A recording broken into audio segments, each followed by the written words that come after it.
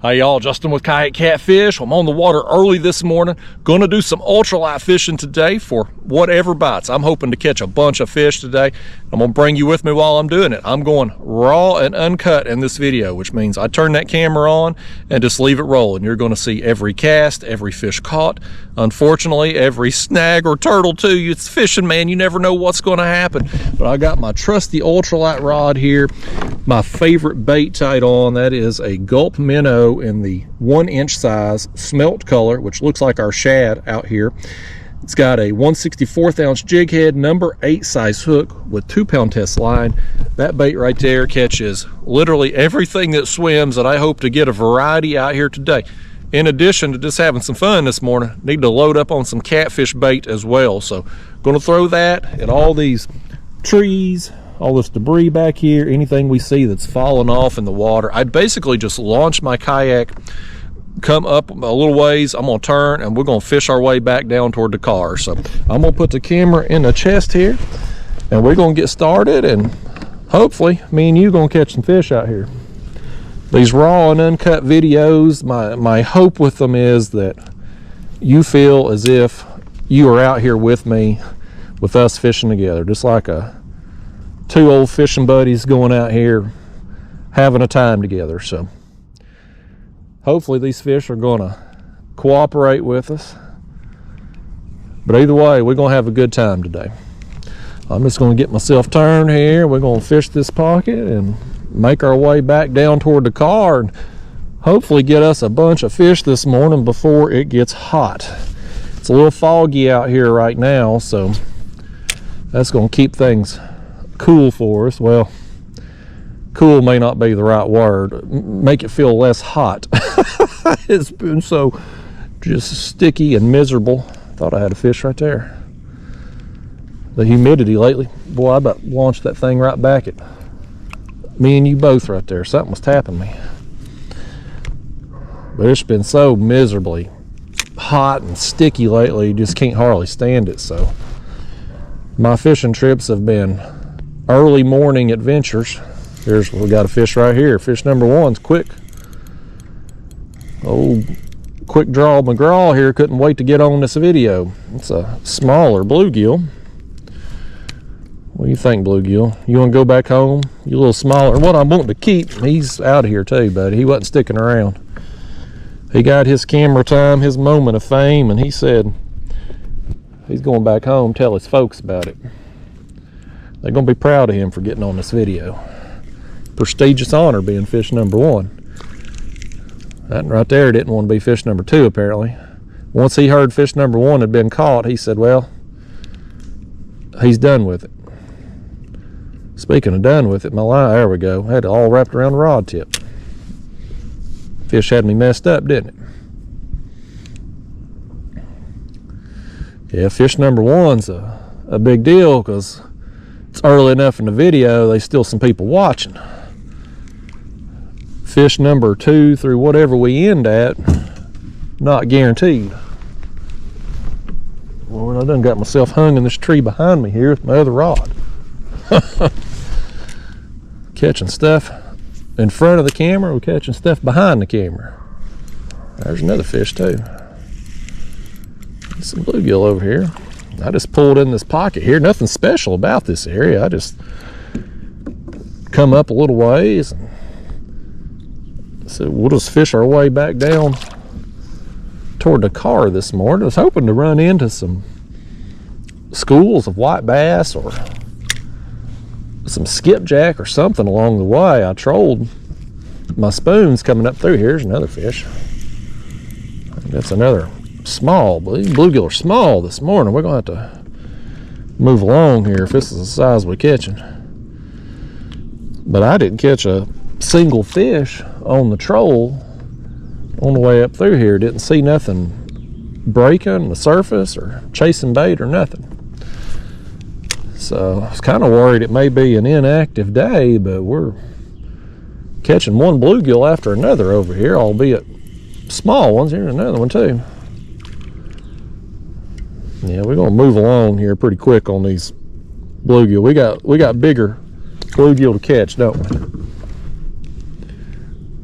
we're gonna catch bluegill, I want to catch some 7-8 inchers. This body of water I'm fishing today, this is Melton Hill Reservoir. It's got some big bluegill in it. There's another one, but we're catching them every cast right here. None of them really big enough to fool with as far as bait go. Boy, that one's ornery too. They lively little things. They small, but they got a bad attitude, like a lot of the women I've dated. Little fish. We'll just throw at everything we see out here today. We're gonna leave these little things over here. They might be some big ones mixed in, but we'll never get our bait down to them to find out. We'll just go along. We'll eventually stumble into some. Hopefully stumble into some skipjack or some white bass too, because I do need some bait today. Well, I'm gonna catch me a stick right here. You think I could catch a catfish on a stick? If I could catch catfish on sticks and limbs and stuff, Lord, I'd never run out of bait. I could be a bait dealer. If people would buy sticks and limbs to use as catfish bait, I'd make a fortune as just selling bait. Like all these fellas around here, they selling them skipjack about $8 a piece at these bait shops. It's highway robbery.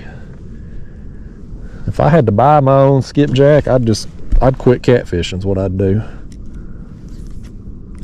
As a lousy, I need to quit fishing altogether if I make casts like that. Y'all didn't see that.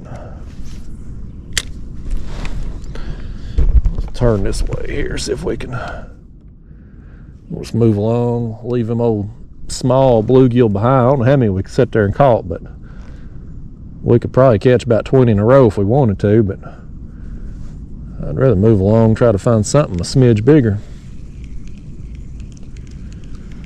This Gulp, I've mentioned it a bunch before, but most of the fish we're going to catch today are going to be as that thing just falls down through the water column. Now, if we find some bass or skipjack or something schooled up chasing bait, then we'll probably start catching these fish on the retrieve. But most of bluegill, if we stumble into any crappie, most of them are going to hit it as that thing drops down through the water column.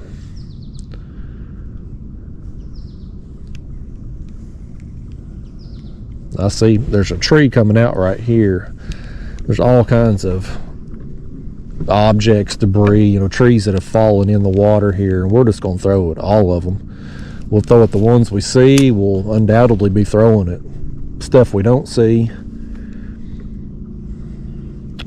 And usually what happens is you throw at enough of them, you come across fish, throughout the morning. It's just one of them things. Some days you get on a school and you just catch them one after another. Other days you get a fish here, you get a fish there, but you do it long enough and, well, hell, you go home with 50, 100 fish being caught. That's one of the most fun things about this technique, this ultralight fishing here, is that you just catch a bunch of, even on bad days, slow days, you still end up catching quite a few fish. We're in a little dry spell here now. Them bluegill biting every cast done got me impatient first thing. I'll have to slow my roll, I reckon. But I'm gonna fish we'll probably leave the camera running a couple hours. That seems to be these raw and uncut videos, it seems to be that 2-hour mark gets a lot of views, a lot of positive feedback from it. So we'll do that. One of these days I'm gonna do something real stupid, maybe one of the dumbest things I've ever done. I hope this boat right here keeps going. Good. I was worried he was going to slow down a minute. We didn't want no boat over here on top of us. I'm fishing close enough to the launch. That could be a problem today. But anyway, oh, he's coming right over here. I hope he ain't gonna turn back and fish toward us. I guarantee you these bass fishermen fish a lot quicker than I do. Anyway, what I was trying to get out my mouth here before bass fishermen got me all distracted was, at some point in the near future, I'm going to try something really stupid. Probably one of the dumbest video ideas I've ever had. But, you know, you just never know till you try stuff. You just got to throw crap at the wall and see what sticks. And so I'm going to just film an entire fishing session. You know, normally, like, you take these ultralight videos like today, we'll leave the camera going a couple hours, and then I'll turn it off, and I'm still probably going to fish another hour or two after that. One of these days coming up, I'm going to film the whole session. Like, if I'm on the water 3-4 hours, I'm going to film the whole 3-4 hours. You're going to see the whole day. There'll be a lot more snags. See, I'm already snagged over here. You'll see a lot more of that over the course of 3 or 4 hours. Now, I have no idea if people would watch that long. I have to believe probably not all in one session. But I have had live streams in the past that you know, they go 3-4 hours.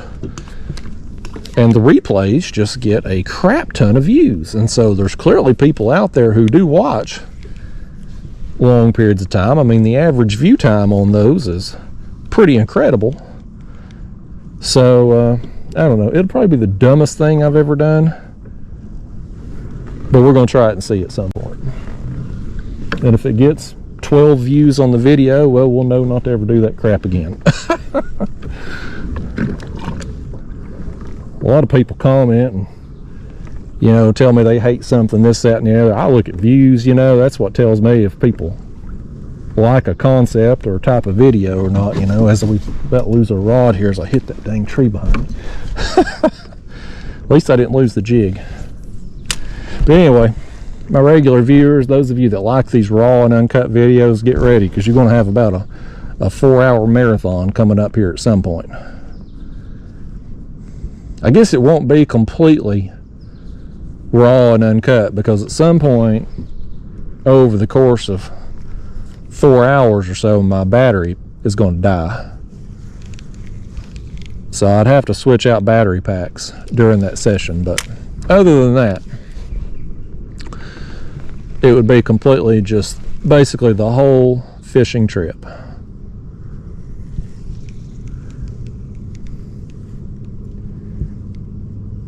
We need to catch some fish on this trip. Is what we need to do. My gosh, may have to go back there to them 3-inch and 4-inch bluegill to get another bite, man. I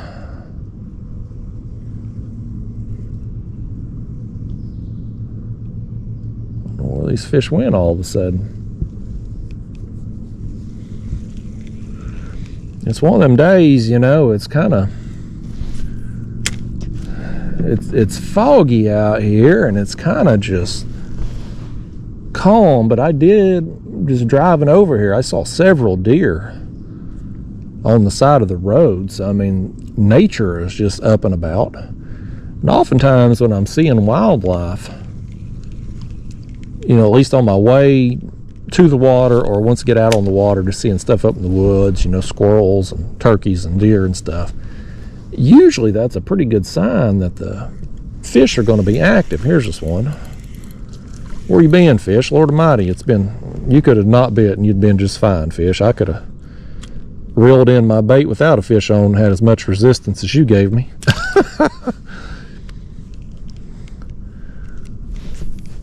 So I don't know. We'll stumble into something eventually down through here. We need something. Here's another one. Another small one. Some of y'all that ain't watched my other ultralight videos ain't going to believe me that there are some bigger bluegill that exist, but those right there are the babies. They probably own that, whatever's left of that dead log up there.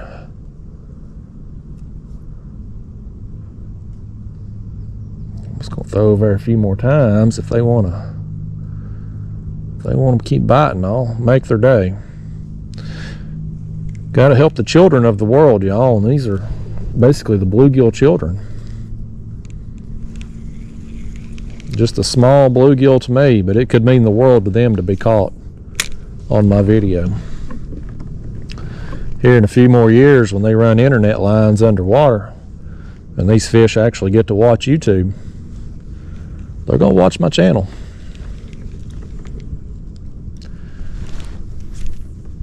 These fish will have internet before we get 5G probably.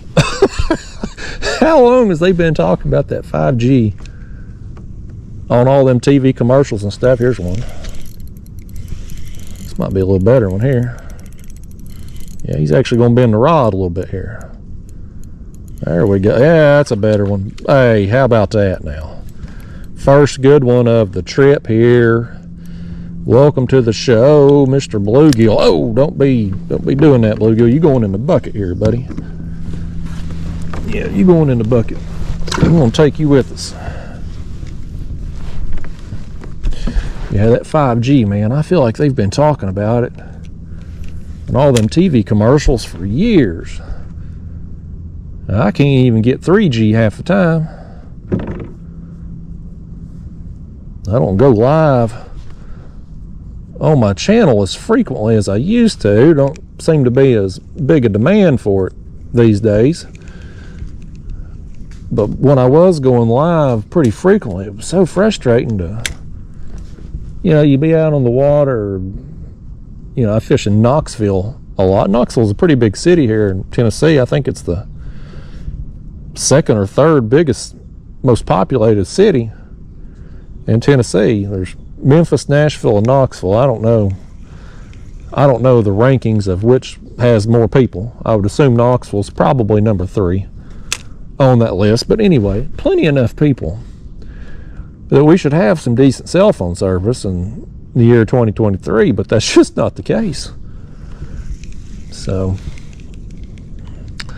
I don't know. But for those of you that like the live videos, these raw and uncuts are kind of comparable to it, just without the live interaction, I guess you'd say, without the comment box, which could be a good thing or a bad thing. But I don't have to worry about any service. The only thing I got to worry about on these type of videos is if it's blazing hot, I'm going to overheat the camera. But we shouldn't have any problems with that today. It's with this fog's going to keep the sun from bothering us too bad here for probably the next hour or two. Well, we are going to have to, okay, I come free then. I had snagged me another one, y'all. Come free though. That tree over there, it said it didn't want to be that tree on this video, so it gave it up. Here we go, here's another one. Come over here, bluegill. Let's see how big you are. You might be one we want to keep as well. I think you are. He's coming with us, folks. There's just another one. In the bucket. Bluegill is not my favorite bait. I've mentioned this a lot in previous, especially catfish videos, but my last catfish session, I hooked something that I just never saw. I never could get him up. He finally popped the hook. He got in I hooked him on one of my back rods, and he ended up getting in my front line and popped the hook. But it was after a 5-minute fight, and it was just a beast of a fish. It's easily the biggest fish I've hooked all year. You know, who knows, but when you got one that you fight that long and you can't get him up, he's still on bottom, you know, you can't turn the dang thing. That's a beast of a fish. And I hooked him on a bluegill head. It was the smallest bait I had out. Just a little bluegill that was probably, I don't know, 6 inches long maybe. Used the head of him, so I mean, you're talking a bait that's probably 2 inches by 3 inches. And I had out, at the time, I had out of course, skipjack head and chunk. I think I had I can't remember if I had a piece of white bass or a white bass head, but I mean, I had other options out there, all within a small circumference area. And that particular fish, he wanted the bluegill head. So fishing how I do when I'm suspend fishing for catfish, oh, I had one at the end, I missed him. But fishing the way I do with suspended baits, everything just, you know, short distances away in the kayak, it's, here's a fish. It is, I went to pick up on him. Come up here, fish, you interrupting story time now. Oh man, look at this one. Look at the coloration on this one. He's got freckles. That's what you look like, fish. You some kind of variety of sunfish. They all bluegill to me. That right there's got some freckles on him. I'm gonna put him in the bucket. We'll see if we can find a catfish that likes to eat freckled bluegill. But I was trying to get out before these fish keep interrupting me. When you catfishing with suspended baits and everything is close, you know, in a kayak, you can put out multiple types and cuts of baits. And you will see, because everything's so close together, when a fish comes up, they've got their option of whatever they want. And some days you will see fish show you a preference. Maybe they want a certain cut of bait. Maybe they're wanting a certain type of bait. Some days it just don't matter. I mean, you just got an active day. Fish are just one after another on any bait you're dropping down. Those days are kind of rare. But oftentimes you'll have fish tell you what they want. And that day, it's an odd day. I couldn't buy a fish, man. I was struggling to catch anything, and I got on a school of fish. It was mostly smalls, but then that one went down, and it'll be one of them days I remember, just because I just have no clue how big that fish could have been. That's fishing, you know. That's part of the fun of it. If we landed every fish we hooked, I don't know that we would enjoy it as much, because it would take away from some of the, you know what I'm trying to say. I don't know the words. Too damn early for me to be processing words in my mind. Hell, I played Wordle when I got up this morning. It took me 5 tries to get the word. So I clearly ain't on my A game today, mentally. Got another fish though. We're getting some bites down through here. Ain't nothing been super big yet. Ain't seen no bass yet, but boy, we're getting bit. I'm gonna let you go, bluegill. You gonna tell these people to hit the like and subscribe buttons? Nope. He ain't gonna tell you to do that.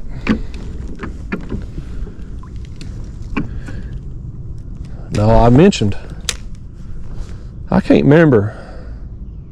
All these videos run together for me. I can't remember what I've said and what I ain't in what particular video, but I know I talked about it at some point. Maybe it was a live stream. But I talked about trying that Joe Rogan supplement, the Alpha Brain. It's supposed to help you. It's supposed to help you be not so stupid. You know, you're supposed to be able to process words and information and stuff a little quicker. And I tried that stuff, and boy, you talk about damn horse pills, buddy. Them things, the capsules on them things, choke a mule. But I took that stuff about a week. I didn't notice a bit of difference. I didn't feel any different. I'm still fumbling my words and forgetful and everything, so. Oh boy, this one nailed it. That one hit it out there a little farther out too. Ah, that's a better fish right there. That's more like it. Come over here, bluegill. You're a good looking specimen right here, buddy. That's what I'm hoping to get out here today, folks. He wasn't coming free either. We got him right in the nose. Nice. Lucky for you, bluegill, I do have a measuring board. Let's see if you'll. Let's. Oh, hey, now, hey! Don't be spiking me, fish. It won't end well for you. You'll end up getting fed to a catfish. It's going to happen anyway. Don't tell him though. Let's see if he'll graze. He will. He'll graze that 8-inch line right there, y'all. Nice, nice bluegill. Let's stick him in the bucket. We'll have to turn that aerator on here in a little while, probably. I think what I'll do, I've got them bluegill in there. I'm gonna keep me about, I don't know, 6 or 8 of them alive. And if, well, I nailed that branch right there. If we do get something like a crappie or yellow bass or white bass, something like that, there's one. I'll let that sink. That's a little small one right there. I'll let it sink down farther out there where we got that bigger bluegill. But if we get something that's what I consider a better quality live bait option for catfish, I'll take some of them bluegill out of the bucket and we'll put them in our cooler, and we'll keep space in the bucket there for the better quality bait. This is 3rd cast in a row we've landed a fish on. There's something over there apparently holding these things. Let's see if we can get a streak going. Dare I say the word streak? Sometimes you say streak and it breaks it instantly. But we're trying to go streaking here like Will Ferrell and Old School. Very underrated Will Ferrell movie, by the way. I don't know where I would rank that in Will Ferrell movies. Step Brothers, definitely number 1. Talladega Nights is... If Step Brothers is 1A, Talladega Nights would be 1B. For sure. Old School's got to be on there, though. Although Old School, he wasn't really... I don't know if he was really... You consider him the main character. I think Vince Vaughn was the main character there in Old School. But... Will Ferrell. If you don't like Will Ferrell movies, we probably can't be friends. And we just broke our streak too. I said streak and it instantly killed it. It's the jinx, man. It's like when I'd be on some fish, be out catfishing or something, catch a bunch, get a normal video film, and then I would go live. As soon as you go live, you're gonna stop catching fish. That's just the way it is. I don't know why that's the way it is, but it is. It's just one of the mysteries of the universe that I don't understand. Like, why they've been talking about 5G for 5 years and I still can't get but 3G.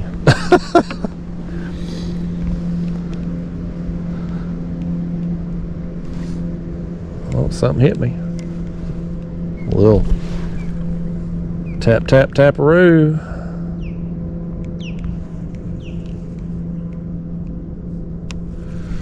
Let's see if we can make our way around this branch coming out here. Well, that osprey up there, he's got him something in his claws. Let's see if we can get a look at him or see what he's got. A pretty big fish, whatever it was. Osprey eating good today. Got a squirrel up there. Trying to get a cameo on this video. I swear I'll probably get a bill from his agent too for his booking fee. Oh man, I'm snagged up in there. We may have to break this one off, y'all.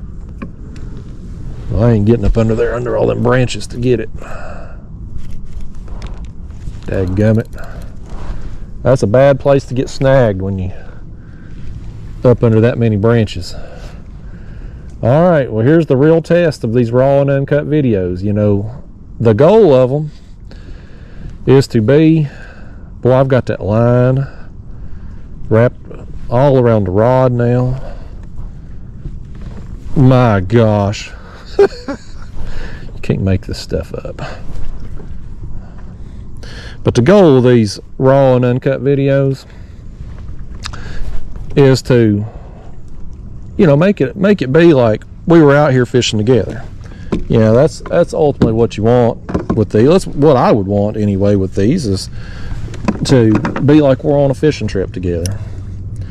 And boy, if we were, y'all would be seeing me cuss these trees and retie and stuff.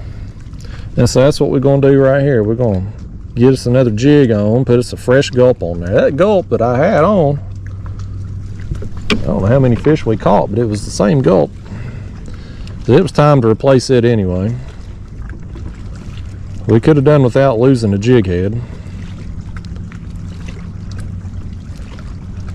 We'll get this on here, we'll get back to it, and we'll see. If I look at the analytics of this video, I'm gonna see where a bunch of yous fast forward. I can't blame you for fast forwarding, but I'm gonna catch yous doing it, because I'm gonna see the drop in viewership right here. Google watches everything, man. We talked about that in a recent video too, man. They're like Big Brother out there. They know everything we're doing. They know all of our internet searches and history and stuff. And let me find one that ain't crooked. That looks good. They know everything, and they know when y'all skip ahead in videos. It's basically a way for them to tell me, they're like, you suck at this point in the video.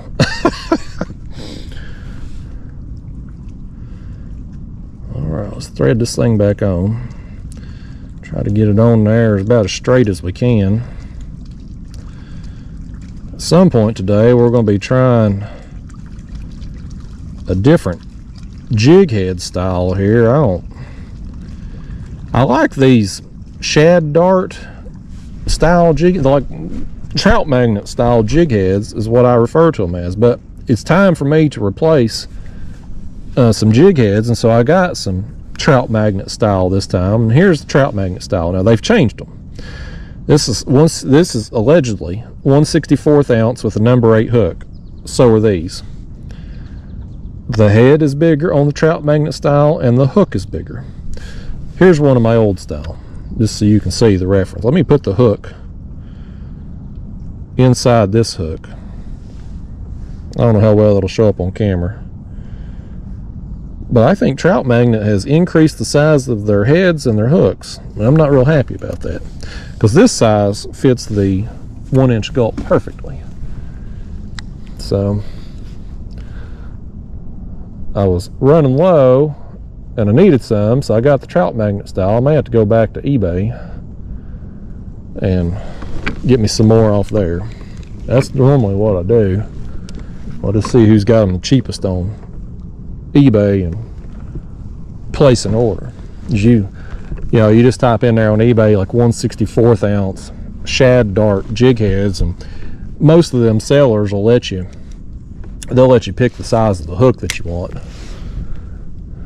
And I like that number 8 is perfect for these 1-inch size gulp. You get a hook that's too big. Here we go, we hooked up first cast with the new jig. But if you get a hook that's too big, these gulp, which are notorious for tearing anyway, they tear a lot easier. The smaller the hook you can get by with, the better off you're going to be. So I don't know when them trout magnets change. Here's another one, 2 for 2. But at some point in time between now and the last time I had bought their jig heads, they've switched designs. That fish right there, he likes this smaller hook. Can we go 3 for 3? I saw something the other day. Ice Cube, he's not like an actual ice cube like I have in my cooler, but there's a guy that calls himself Ice Cube. He makes rap songs. He started a basketball league where they take 3 players, like retired basketball players, like pro level, and they play against each other 3-on-3. I was reading some article about it. I ain't seen none of it. I don't watch a lot of basketball. I'm a football guy. I've been watching that quarterback show on Netflix. It's the best football show that's ever been put out. I have become a fan of Kirk Cousins just from watching the show. He seems like a good dude. He's the kind of person you'd like to have on your team. Poor guy just can't win the big game, but awesome person just as an individual. That's a really good show. I hope they do more seasons of it. Being from Tennessee, I'm a Peyton Manning guy anyway, and Peyton apparently had a hand in producing this thing. He's done a phenomenal job with it. Peyton's just one of them people in life. I think he's going to be successful no matter what he does. You know, some people in life, some people just suck at life. You know, everything they do, everything they become a part of just turns to crap. But then there's other people, like Peyton Manning. Everything he does just works. I'm somewhere in the middle. Some stuff I do works out, and some stuff it's head scratching. Like, why did I even try it? Probably be like that whole 4-hour video concept I'm going to try at some point. If it flops, and I'd say there's a high likelihood it does, afterwards I'm going to be like, why? What was I thinking?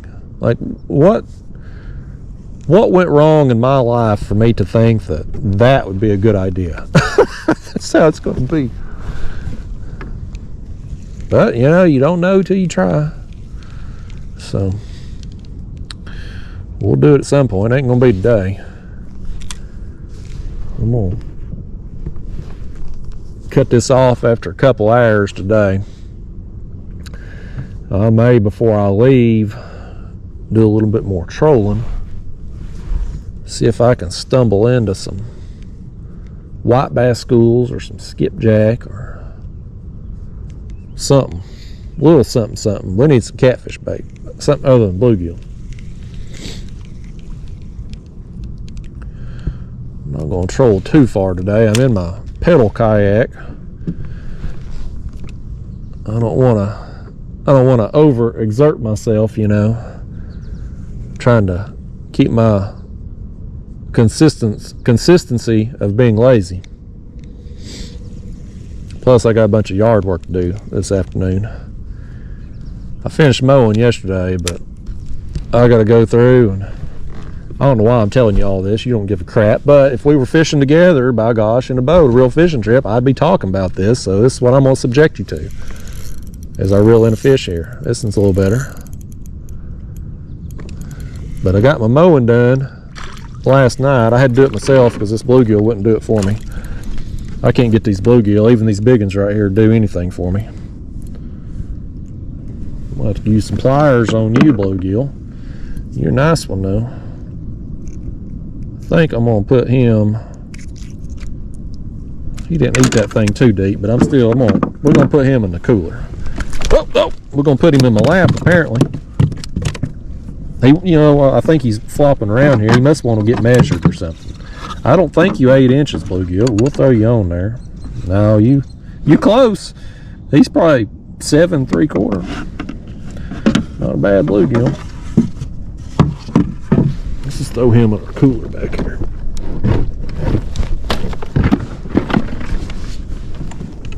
But anyway, my yard work, I got my mowing done last night, but I got to go through and I got to work on fence line today. I've got kudzu. It's that time of year. You're getting this hot period where it's super hot and humid, July, August, here in East Tennessee, and man, it is kudzu season. That stuff grows about 1 foot a day.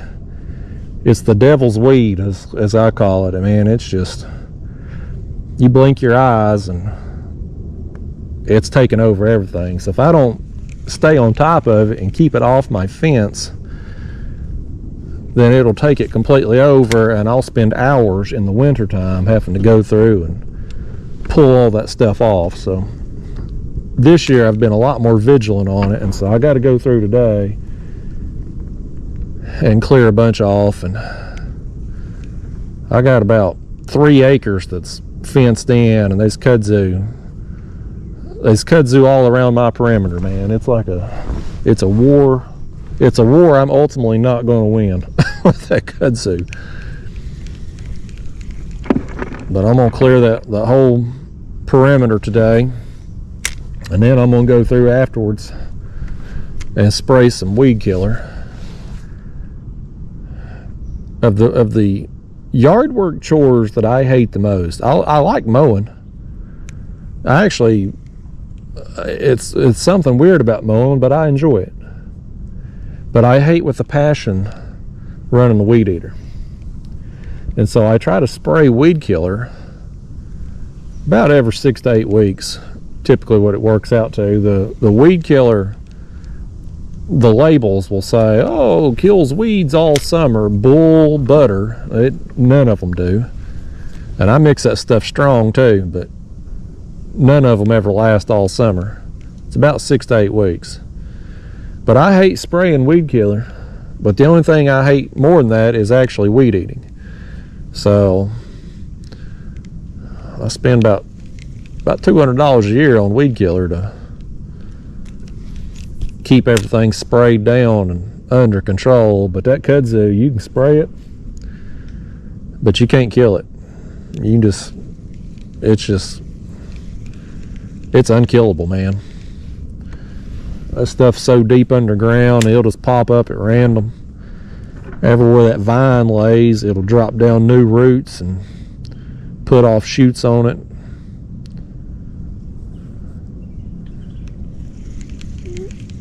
Our government's done a lot of stupid stuff in the history of our existence, but bringing over kudzu, I think they got it from England, I think. It was supposed to be as a cheap way to feed cattle, because I guess it's high in protein and stuff. But they imported that, brought it over here, unleashed it, and there's no controlling it. There ain't enough cattle. We don't even feed our cattle grass and stuff anymore anyway. All the cattle around here, they eat corn, you know. But even if we didn't feed our cattle garbage in this country, they still wouldn't be able to stay on top of the kudzu. At one point, I had even considered getting a goat and just keeping it like on a leash or something, and tying it off and letting it work on certain areas just to keep it under control. But oh gosh, doggone it, I'm in it. Why'd y'all let me cast up in that tree for?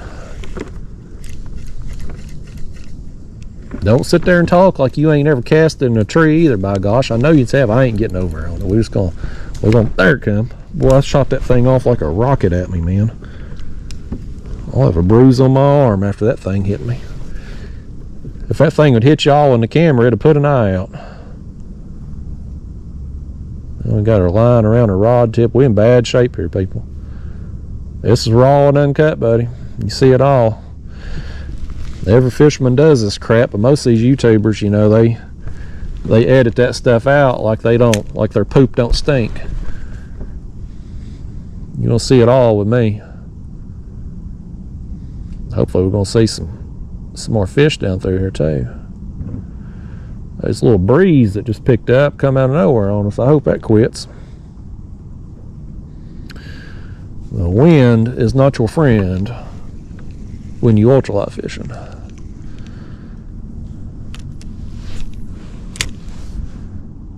I'll let this jig, let it sink down a little farther through here. Okay, I'll let it sink down a little more, and we instantly get a bite. Here's another one that's going to go in our cooler. You got a pretty shade of blue on you right there, bluegill. Could that be where your name come from? Because your gill plate looks blue. He says he don't know what I'm talking about. His name's Bob. That's what everybody calls him down there where he lives.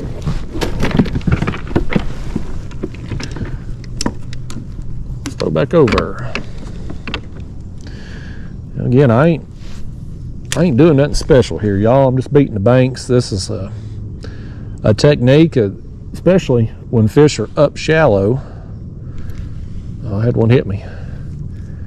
You can just wear you out some fish just throwing at everything, and you know, you cover enough water, you're gonna just accidentally put your bait in some fish's face.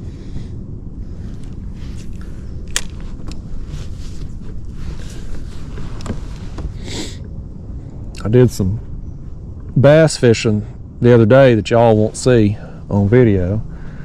I fished a tournament, first bass fishing tournament of the year. I fished. Here's another one. He's coming at me. Now he's gonna take off. Boy, look at this one. Boy, this is a pretty one right here. This is one of them there. I'm trying to remember. I think they call these red-breasted sunfish. You are a pretty fish. You're another one we're gonna keep in the bucket here, keep alive. Let me turn my pump on. This is my, let me get the camera around here. This is my pump right here, y'all. That's one of them Amazon jobs. Got a rechargeable battery on it there. I had a person comment. He probably don't watch the ultralight videos. He's probably, boy, there's something on the lens here too. He commented on a catfish video. Let me clean you off here a second. Lord, one of them fish has splashed water or something there. Lost viewers at that point, but he had wanted to know about my bucket.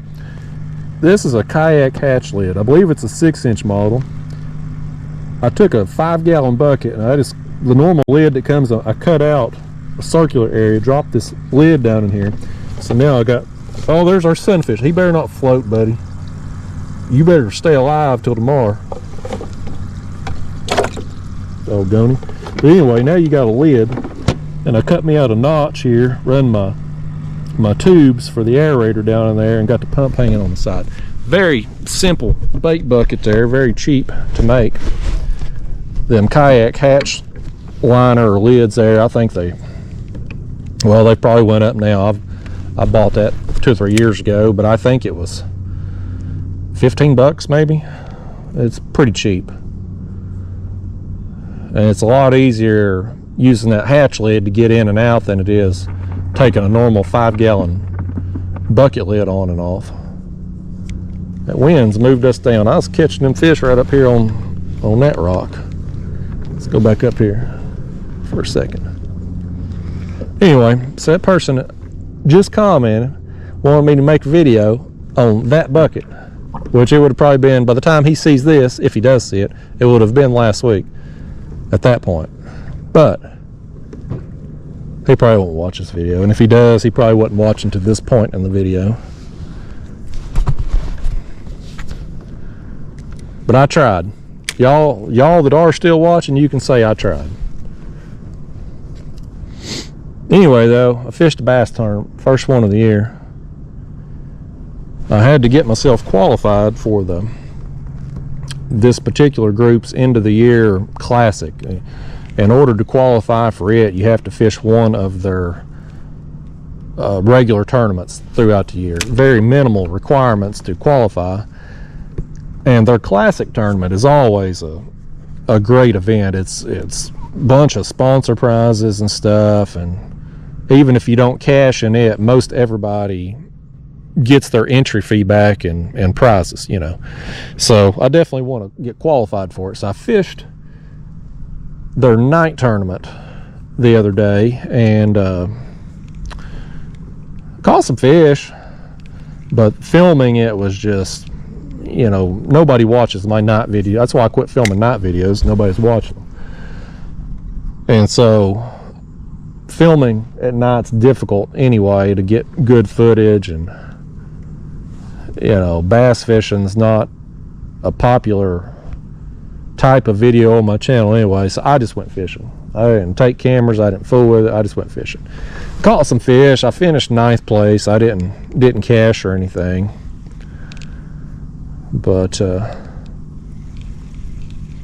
got myself qualified for their end of the year classic, and probably that'll be a daytime tournament. Usually, I don't know what the official date is. It's usually sometime September, October. I will film that one and hopefully do well in it. The other night when we fished, they had a unique time. Most night tournaments will start at like 7 p.m. and then they'll run till midnight or 3 o'clock in the morning, you know. This tournament started at 2 a.m. and ended at 10 a.m. Very unique time, but I like that. Here's a fish. I liked that because it didn't throw off the sleep schedule as much versus losing an entire night's sleep. It's a better one here too. There's another one's going to go in our cooler. You coming with us, bluegill? Oh boy, he stuck me too. You definitely coming with us now, fish. But I didn't even get on the water.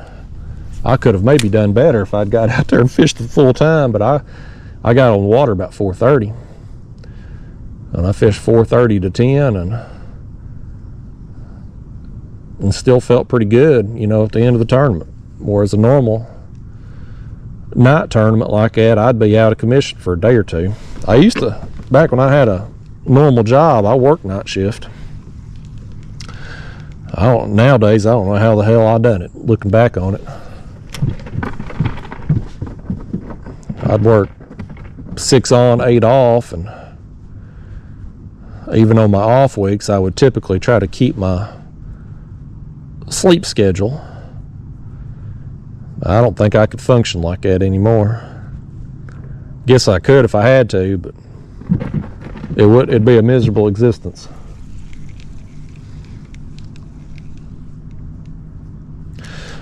That bass fishing, I caught all my fish on spinnerbait. I threw a top water at sunrise for a while. I was in bluegill going. I don't know if you can hear them. They're going crazy back there in that cooler. I threw a top water at sunrise for too long. I wasted too much time with it. Didn't get anything on top water. But the fish I caught with the spinnerbait was pretty good quality. I just didn't have no big kicker fish, you know. So hopefully the next one will go better. I need to fish. There's another group that fishes on, used to be Thursday nights, Wednesday nights now around here.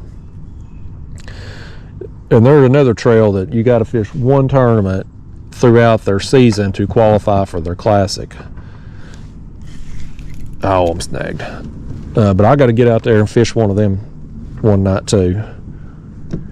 It's just so dang hot in the evenings, you know, right now with the heat and humidity and stuff. I just hate to do it, you know. And then by the time you fish there, their tournament's in at 9. By the time I get home and get showered and eat and everything, I'm late going to bed. And gosh dang it, am I going to break off here? I thought I'd get that in back. I ain't gonna. Lord almighty, here we're going to have some more people fast forwarding. Let's back it up and retie. I think I got one more regular jig here before we got to use them trout magnet jigs that are too big. But it just, when I fish at night like that, or into the night, it throws off my sleep. And right now it's been so hot lately, you know, hell, I got to get out early. I got to get up early and get after it in the mornings, because by 10 o'clock, I can't hardly keep a camera running for filming. Well, we broke off. What is this, the second or third time I've had to retie now? Second time. I'm in bad shape today, y'all. You're gonna throw this Beto, you're gonna throw around all these trees and limbs and stuff, you're gonna retie. You're either gonna be retying or you ain't gonna be catching fish, because if you ain't throwing into that stuff, you ain't gonna catch nearly as many fish. We back in the game though, just like that. Let me snip my tag in here and put us another gulp on. We'll just keep making our way back along here. My trusty pea cup. I got some Gulp Solid White. They've been in there a while. We'll have to get another cup of the smelt color and put in here. This pea cups will hold about 2 jars of the Gulp Minnows.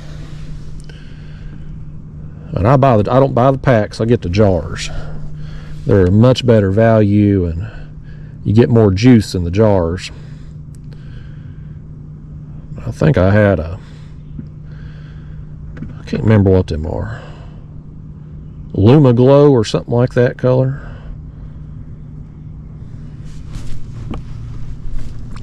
I like that smelt color.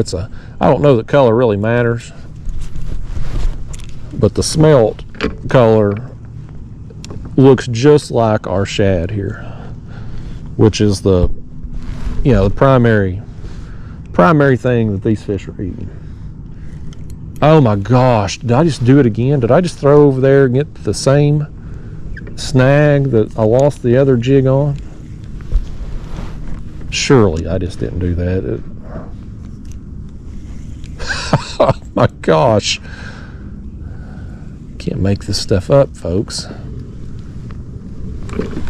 I see it down there, man. It's a...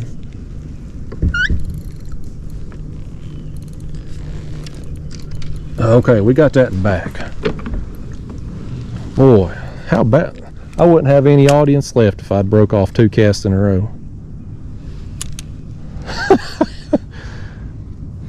That's so frustrating. When that happens, when you break off, I have broke off multiple times in a row. And boy, it's frustrating. It's hard not to say cuss words when you do that. I try my best. I had a guy write me about a 3-page essay here recently about how I was going to hell. I had apparently said, I don't know what I'd said in the video, but boy, he was upset with me. In my language, he was preaching to me and telling me how I was going to hell and stuff. And I thought, well, you seem kind of judgmental, which I'm pretty sure Jesus would have frowned upon. But he was convinced in his 3-page essay that I was going to hell and he was never watching me again. And I hope he don't, because boy, he's a weird fella.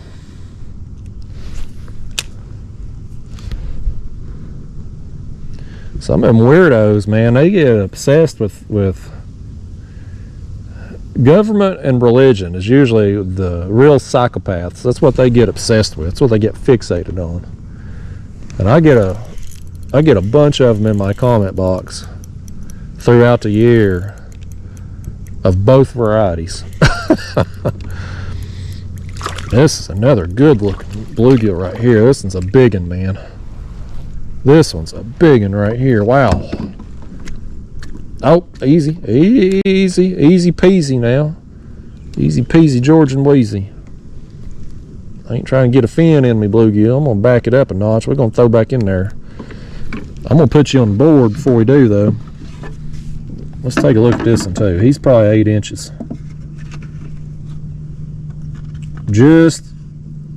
Boy, he'll graze that line. I put his tail there. Nice, man. Another nice gill.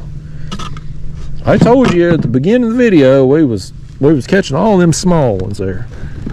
And I said you give it a little time. Oh no, oh man. I botched it, man. He's gone. We got an escapee. Call the law. We got a escaped prisoner here. He got out. Fumbled it on the transition there.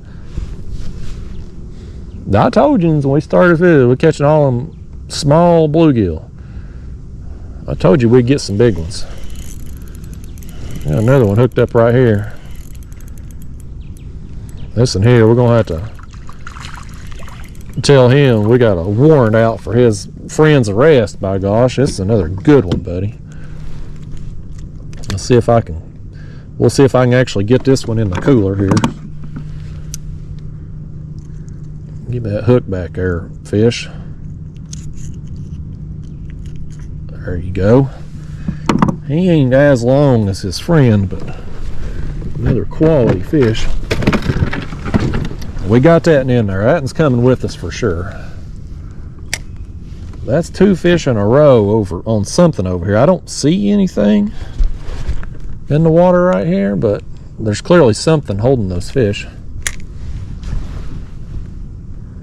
Go in there and see if we can get us another one.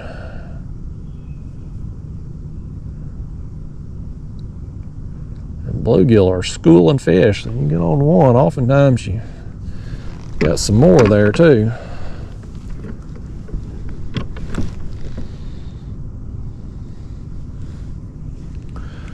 Well,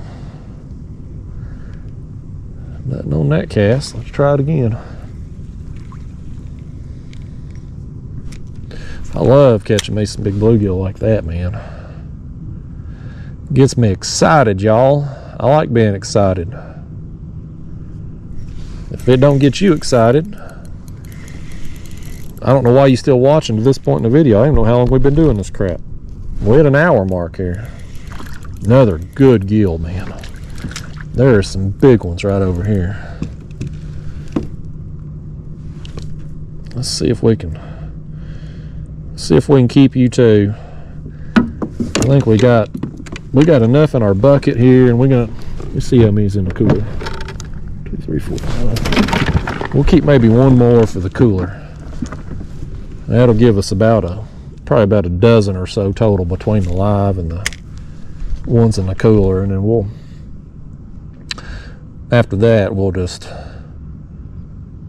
keep any other type of fish we catch, if we get on any. Hope we do. Hope we stumble into some white bass or yellow bass. I'd really like to. The last couple trips out, I've had some larger live baits. I've had some white bass with me, and I haven't done any good on them. But I'd still like to have me some bigger live baits, just for doo-doos and giggles. Right now, this summer period, this post-spawn summertime bite, you get a lot of small fish this time of year, a lot of small catfish. And it's nice to have a big live bait down there. It don't always deter them, but when you get them small cats that are just chewing up your cut bait, I mean, just shredding them to pieces, them bigger live baits will oftentimes deter them from biting, because some of them tiny cats are about as big as your live bait, you know, so they'll leave it alone. And so when you do come into a big catfish, you've at least got one bait down there that's not chewed all to pieces and in good condition.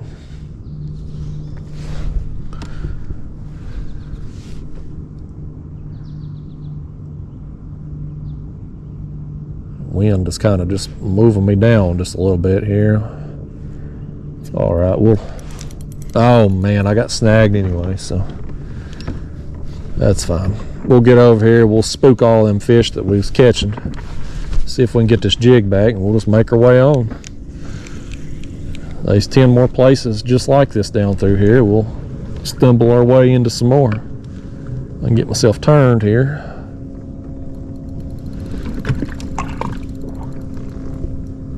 Got this tree to work around. I got my skipjack rod behind me. I don't want it all wrapped up in it, and I also don't want to break off again.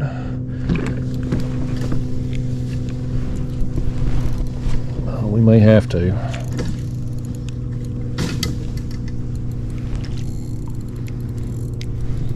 I need to invest in me one of them little, they're like a plug knocker thing for jigs. Trout Magnet makes one now. It's a smaller one, not, dang it. Yeah, we're gonna have to break off. No, we got it back, by gosh. We got it back. But I saw Trout Magnet made a smaller variety.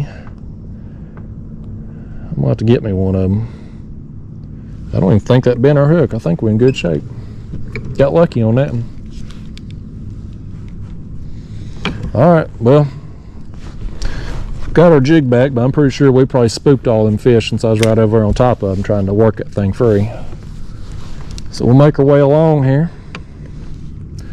Unless y'all got a better idea. One thing about fishing in a kayak like this, you can't just crank up the motor and run 20 minutes up the lake. You just got to fish where you're at, and honestly I think that kind of, sometimes that limitation helps you catch more fish, because when you have the ability to move a lot, if you're not catching fish and you don't have that confidence that you're about to catch a fish on the next cast, you have a tendency to just move and move and move, and you know, you spend your whole day running and not fishing. Now with this, I can't just pack up and move, so you know, I'm gonna methodically just make my way down through here, and I'm gonna go through dead stretches where I just don't catch nothing. But overall, I'm gonna fish this area thoroughly throughout the day, and there's, you know, tons of fish. These bass boat guys run 70 miles an hour up and down the lake getting where they're going. Here's a fish. This is a better one right here. I wonder if this ain't a bass. This is a better one. No, it's a bluegill. It's just a dang good one. Dang, man, he was pulling like the dickens, buddy. That was the best fighting bluegill of the day, and we'll put him on the board. I think he's probably not even the biggest, not even close to, he's not the biggest one of the day, not even close. He may not even touch 8 inches. But boy, he fought hard. Yeah, he's shy of 8 inches. You fought so good, bluegill, I'm gonna let you go. Let that go. We want more bluegill like him down there.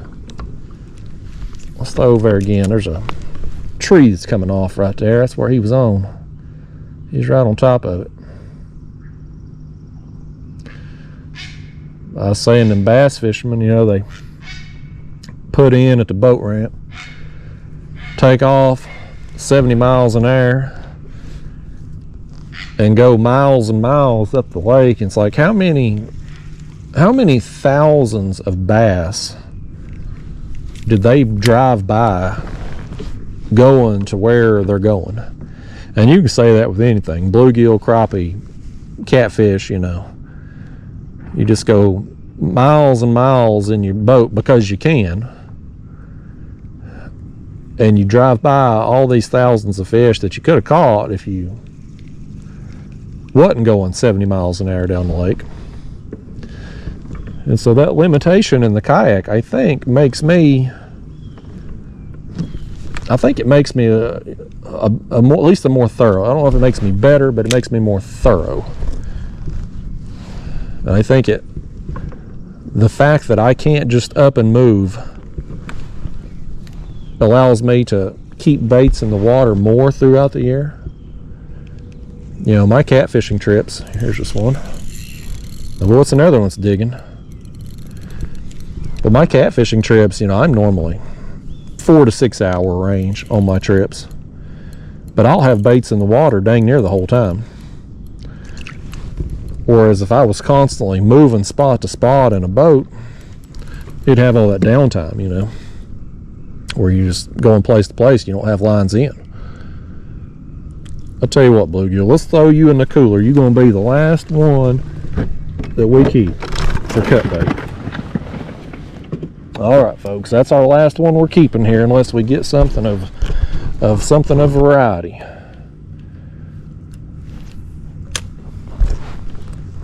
I feel like, though, as we've made our way down, the quality of bluegill has gotten better. Am I mistaken in that? Because it seems like, we started out getting all them small bluegill there for that first stretch, but as we've made our way closer or farther on down through here, we're getting better quality bluegill a lot more consistently. Oh, I got me a good quality stick right here. I threw right over the top of that thing. This will be the biggest thing we catch all day right here. I'll have this thing right here mounted. Take that to a taxidermist. Yeah, gummit.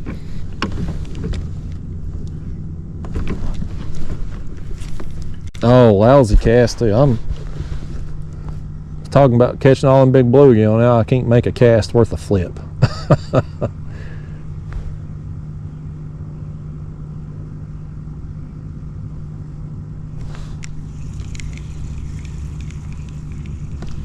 We'll make another one over there though. There's a tree. Kind of comes off at an angle right there. I want to see what's around it, if anything. Trying to make myself be patient. I think when I'm talking to a camera, I think I fish faster than what I do when I'm not. As I mentioned there before, most of your bites on this jig and gulp here, most of the bites come on the fall as that thing makes its way down through the water column. And if you're fishing real fast, it sinks so slow, you're not letting it sink down very far. And I get to talking. Here's another one. There's just a little bass. He's too small to do anything with. Small jaw. But I have to be consciously aware that I need to slow down sometimes. Get out of here, small jaw. He didn't want to be on video. Some of them like it, they just ain't never seen a camera before. They don't know how to act in front of it. I didn't know how to act in front of a camera either when I first started doing this. I'm still not particularly good at it, but I'm at least more comfortable being dumb in front of a camera. Oh, bluegill. Oh, boy, I'm trying to let you go. I'm gonna let you go if you quit now. Get out of here, bluegill. And right there, wasn't much better behaved than his smallmouth friend.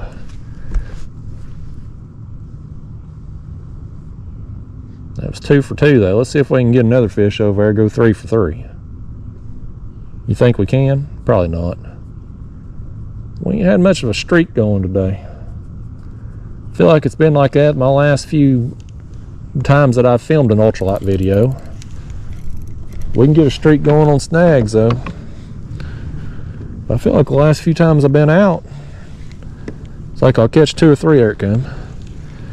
I'll get 2 or 3 fish and I'll mention the word streak, and then I wreck it.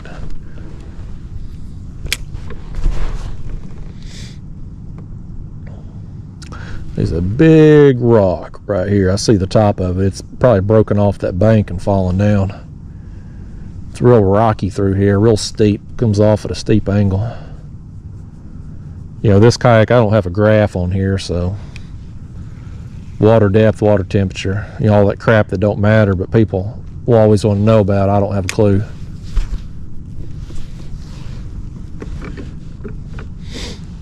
I've been thinking about my other kayak setup. I've got that live scope on there, and I have a love-hate with the live scope. I hate that it takes up so much space. I got to run the transducer. The wire comes out in the floor of my kayak. I got to have it over beside me so I can maneuver it around. Got to have that power box for the live scope. Yeah, it's just a lot of extra crap in the kayak, but if I go out and just specifically target crappie, which I rarely do, usually if I'm going to go out ultralight fishing, I love doing this, just beating the banks, jigging a gulp. You know, this is I love catfishing, but this right here is one of my favorite ways to fish. But I would rather do this than go out and specifically target crappie, if that makes sense. But if I'm going to go target crappie specifically, that live scope is a big help. That right there didn't want to be on video either, by gosh. He unhooked himself. But anyway, the live scope, great for crappie fishing. In the winter time, this past winter, I got on a really good catfish bite where I was able to target individual catfish with the live scope and just use artificials. Put it right in their face, boom, they'd hit it. It was a lot of fun. But since the winter, since we got away from winter, and what I was doing, the pattern I was on in the winter, was I was targeting these big schools of shad. I mean, they were just massive schools. You'd get on a school of shad and it would be 100 yards long and 20 foot tall off the bottom. And I was seeing these cats that would be around the school or on top of the school, and those were the ones I could feed a jig to.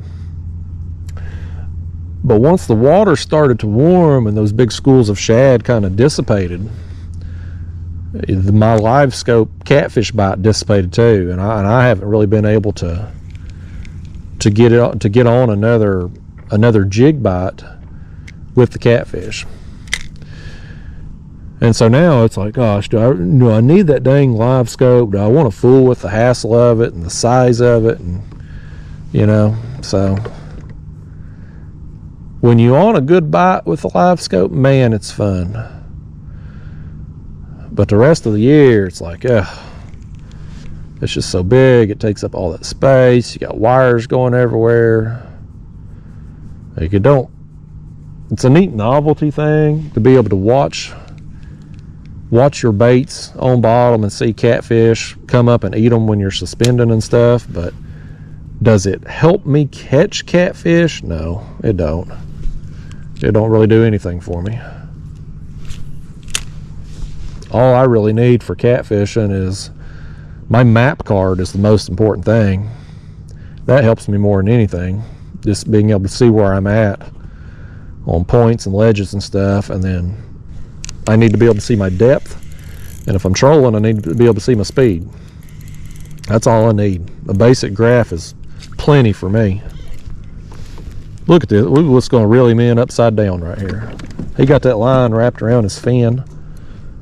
Goodness gracious, bluegill. He's got tricks, folks. This is like a trick show here. America's Got Talent. Little does that fish know, he's on the wrong show. Ain't no Howie Mandel out here, buddy. You missed your chance.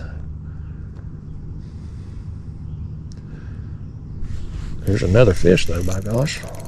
This is another one that feels pretty good, too. Gonna pull a little drag for us here. It's bluegill, but I'm telling you, man, the further we got down through here, the better the quality of the bluegill. Oh, yeah, that's another good one. Man. That's another one that looked like he got freckles on him with his scale pattern there. Let's throw this one on the board too. I think he's not as tall as some of the others, but lengthwise, no, he's just shy of 8 inches. But still, man, good quality bluegill. Dang good fight. Somebody asked about my measuring board in a recent video too. This is just a cheap hog trough, just a plastic board. Most of the bass tournaments have outlawed this board because it's flexible. This one, you can see it's broke off about the 20-inch mark, which is plenty enough for me out here. Most of what I'm going to catch and want to measure would be under 20 inches. If I maybe get a bass, might be a big one, might be 21, 22 inches. But I mainly just carry that to measure an occasional bluegill, make its day. You know, if I get a crappie, I gotta make sure it's keeper size, which is 10 inches out here.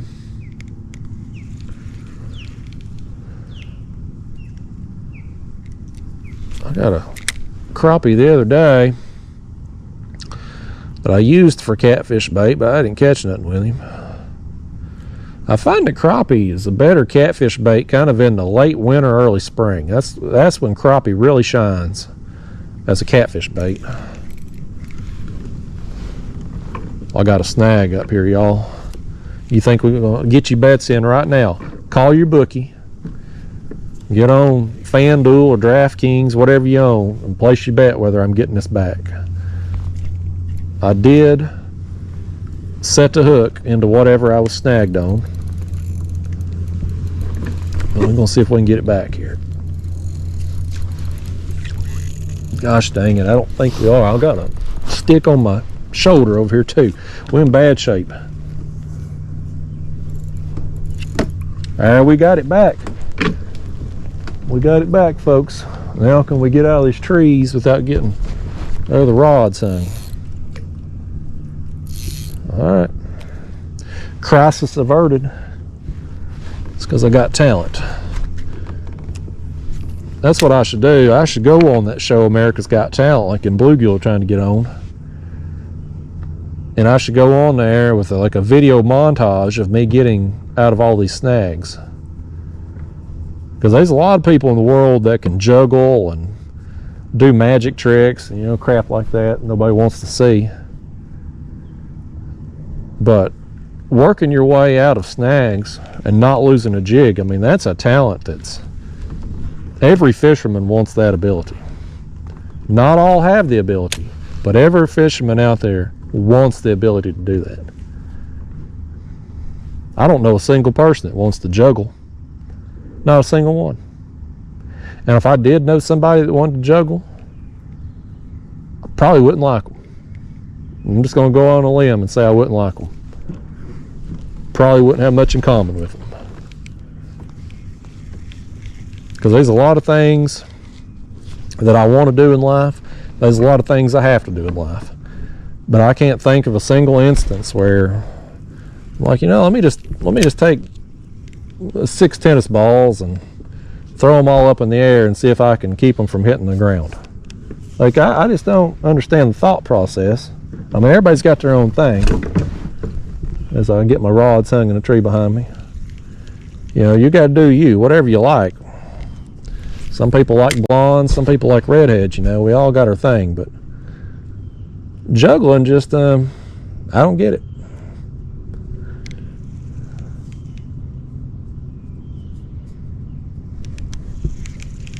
You know, something else I don't get. Speaking of tennis balls, I buy Daphne the dog balls for us to throw. But she would much rather play with a stick than a ball. And she don't want no small stick either. You know, she wants a daggone limb most of the time. So we get another fish here, another decent bluegill here. Not a big mama like some of his friends, but decent. Good live bait size if we were keeping some more, but we're not. Lucky you, bluegill. But old Daphne the dog, she likes a stick versus a ball. And her PVC pipe that we call a stick.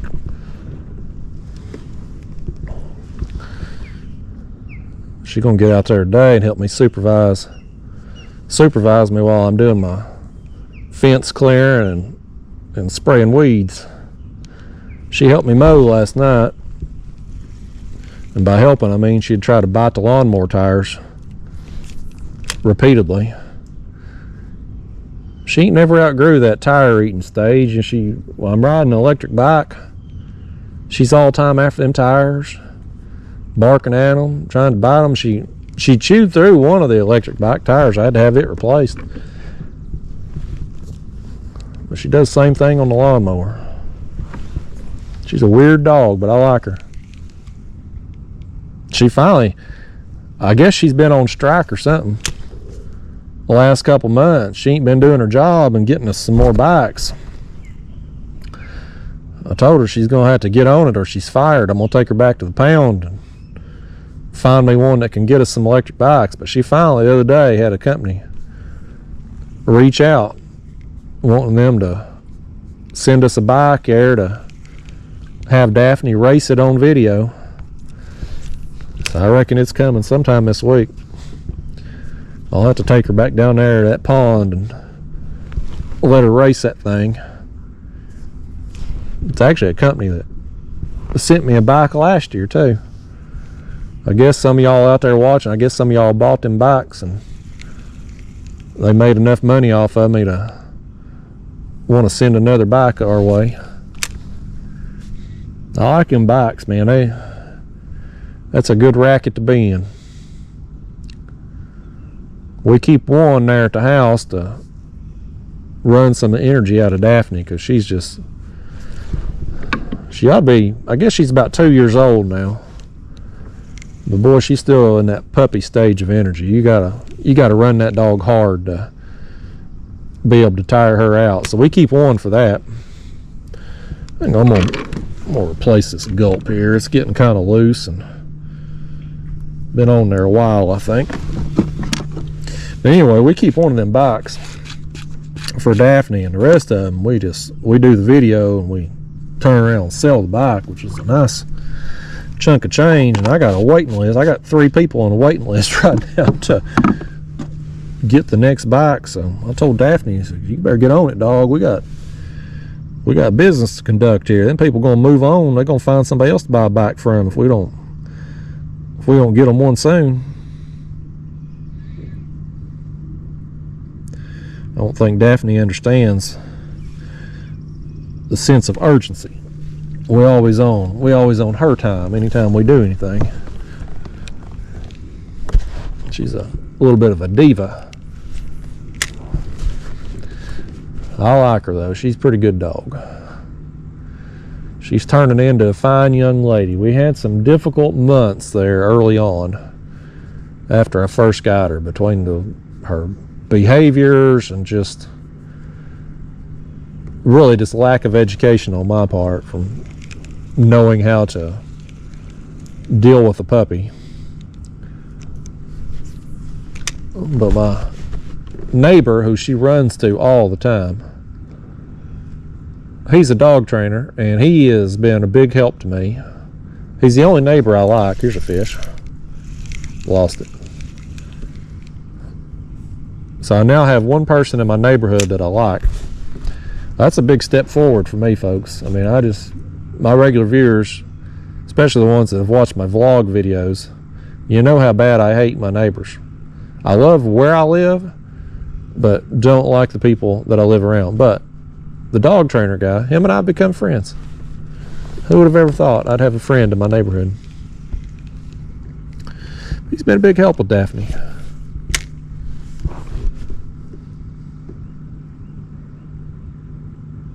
He needs to teach me how to catch a fish.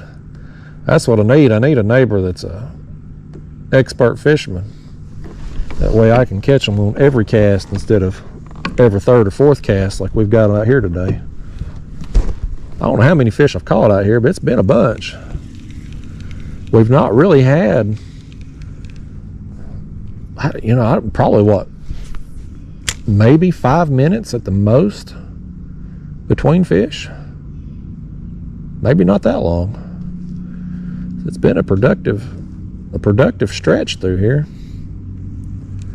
I just put in here at the dam and just went up far enough, that I thought I could fish my way back in a couple hours. Taking my time like this, and so I don't know if you can see the dam over there. It's so foggy. You might see it over there, but I just put in there and come up, and well, like I said before, there ain't nothing special about these shorelines. You can do this anywhere. There's either going to be fish there or they ain't, but you find them eventually. We ain't found nothing but bluegill thus far, though, and I ain't seen nothing busting out here. No shad or, skipjack or white bass or nothing. Just Must be an inactive day for them, or I'm just in the wrong place. I got some out here recently. They were schools of white bass busting everywhere. I was just trolling and wearing them out. I don't think it's going to happen today. I'm still going to troll around a little bit before I go. See what I can stumble into. I'd like to have something else for the next catfishing trip. If you see a video after this of me just using bluegill for catfish bait, well, you'll know I didn't get anything else. I'm going to try to catfish tomorrow. At least tomorrow morning for a little while. Here's one. Thumped it on my reel, and there's a bass. I was just talking about how I ain't got many of you bass. One other smallmouth about this size. Quit that. Quit it. Nope. Lord, he's trying to jump in my pocket there. Get out of there, fish. Right there, wanted to go home with me. He's probably trying to pick my pocket. Get my wallet there, probably. There's another one. No, that's bluegill there. 2 in a row over there. Well, this is another one here. It's got like a orange peach colored belly on him there. Wouldn't mind having me. It's peach season too, buddy. I'd like to have me some peach cobbler right now. Let's throw back over there. See if we can get another one.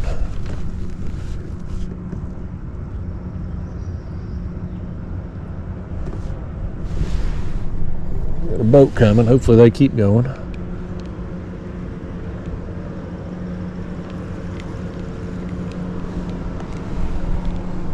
That guy's probably done caught his fish and ready to call it a day. Smart man.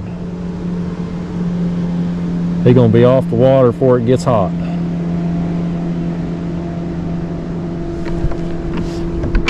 These people go out right now and fish in the afternoons. I don't understand them. You got to deal with all the pleasure boaters on the water in the afternoons and hot as blazes. Heck with that. I'd just rather suck it up and get up before dawn and get out there and get my fishing done. Now in the wintertime when it's cold, you ain't got all the pleasure boaters on the water. Now then I'll fish in the afternoons in the winter. I won't leave my house sometimes till noon, and of course it gets dark so early too.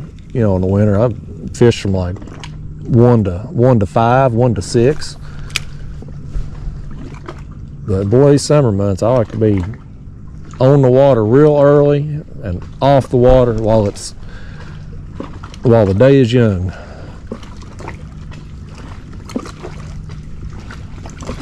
Yeah, that fella, he's headed back to the boat ramp, buddy. He's done with it. He's either done caught all the fish or he ain't caught no fish. He was in a bass boat, so he may not have caught nothing. Some of them guys, you know, they spend $80,000 on a bass boat and go out there, got another $10,000 in electronics and still can't catch a fish. I think if I was going to invest that much money in something, here's one. Oh, he spit it. If I was going to spend $100,000 in fishing accessories, I think I'd hire somebody to teach me how to fish, how to catch a fish in it. Most of them guys, they go out and they buy all that stuff and then they enter these tournaments and then they get skunked all the time. I think if I had $100,000 in my rig and I went out in a tournament and got skunked, I'd be plumb embarrassed. I'd be ashamed to show my face again. Some of them fellows, they'll get skunked every time they go out. More money than brains, as the old saying goes.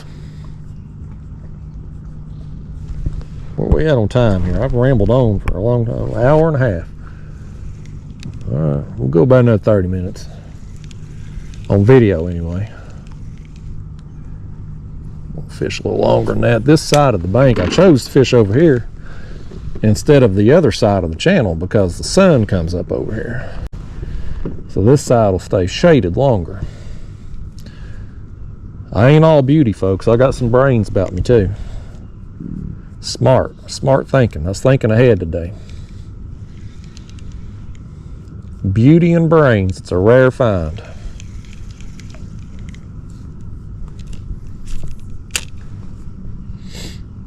I feel like we've gone a little stretch here now that I'm getting impatient. See, folks, we were catching fish so frequently. Now I'm impatient. I go about 3 casts and don't get one. I'm like, what am I doing wrong?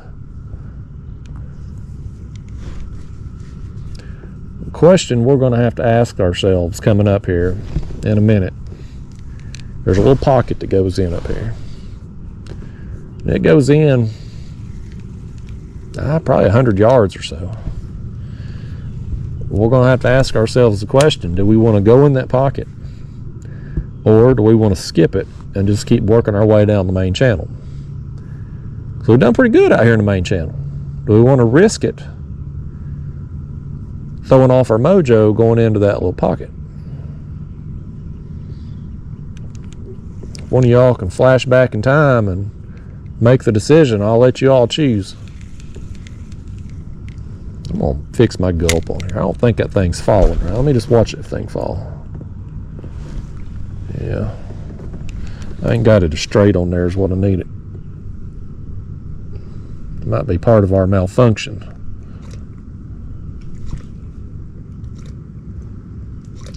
Gotta keep these things straight as you can on the hook, otherwise they helicopter on you.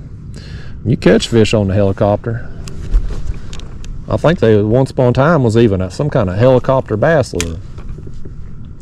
But with these gulp, if that thing will just fall and kind of glide back and forth down, you catch a lot more fish with it like that. There's a little turtle right here trying to get on video. Who do you think you are, turtle? He wants him another Instagram follower. I don't care nothing about that Instagram. Boy, them turtles like it.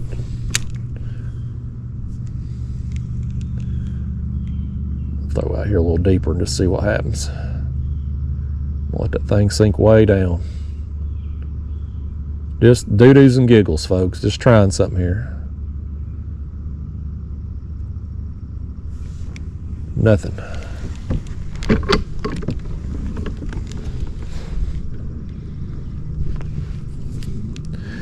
Dun dun dun. Y'all hear my belly growling? I had me a pack of cookies once I got out of the ramp today and started trolling up here, but them cookies have worn off. I'm going to stop and get me something on the way back today. Gotta go to the grocery store too. I'm out of groceries again. I think I'd be able to make more sandwiches if Daphne didn't eat all my lunch meat. I don't feed her junk food and like fast food and stuff, but if I'm fixing a sandwich, she'll get some turkey or ham from me. My last dog, Roscoe, he used to get something. If I went to McDonald's, he'd get his own hamburger or sausage biscuit, and there was some skipjack busting right there. I saw one come out of the water. He was small, but he come out of the water. But Roscoe, man, he would get his own meal anytime we went to a restaurant. And I'm trying not to do that with Daphne, because Roscoe, man, he'd stink you out of house and home. I don't want to go through that again with Daphne. It's a good bluegill right here, buddy. Boy, that's a good one right here. Come up here, bluegill. Boy, look how tall this one is, man. We'll throw him on the board here. He's not very long, but boy, he's like some of these guys you see at the Walmart. He's as wide as he is tall. Yeah, he's probably 7 inches or so, probably, but tall for his length. Go back down there, bluegill. Tell him hi and bye. He ain't telling you people hi. Bluegill don't even like you. I don't know what he's got against you, but he don't like you.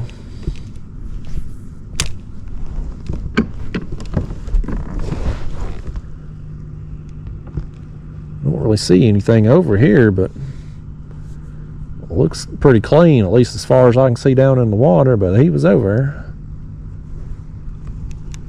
I saw something else busting back there too.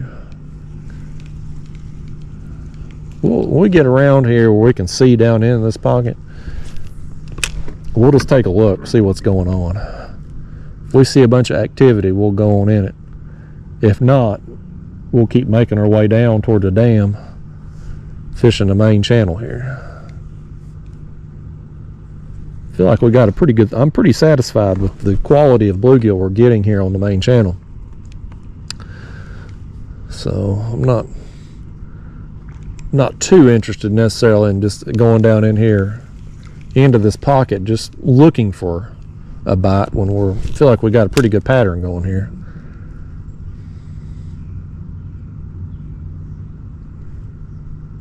I see some more busting down there now. Maybe they finally perking up a little bit. May have been just the, sometimes I think these fish, I think it's like a lighting thing, like when the sun comes up in the mornings, you oftentimes get a morning bite. And I think a certain amount of light on the water probably helps them, either helps them see better, or it's such a lighting that it makes the bait fish, makes it more difficult for bait fish to see them. You know what I'm trying to say. But I think some days when you have a foggy morning like we've had today, I think it can maybe throw off that lighting until some of that fog burns off, and so those certain light levels don't hit until later in the morning sometimes. I fumbled that whole talking segment there, but I think you grasped the point I'm trying to make. Oh yeah, there's a bunch busting right over there. Let's heck with this pocket, y'all. Let's just move over here. That was several fish in that school there. They're busting right up on the bank over here. Oh yeah. I don't know what they are. I don't know if that's skips or if that's white bass. Matters not to me. But I want to catch them. If we can get over here to them before they move.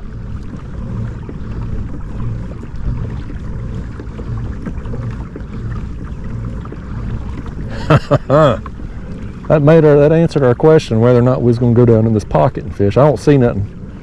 I'm looking right now. I don't really see nothing happening in it down in there. So that answered our question. Oh yeah, look right here. Now here we're going to retrieve this bait. Try to keep it up near the surface where they're eating.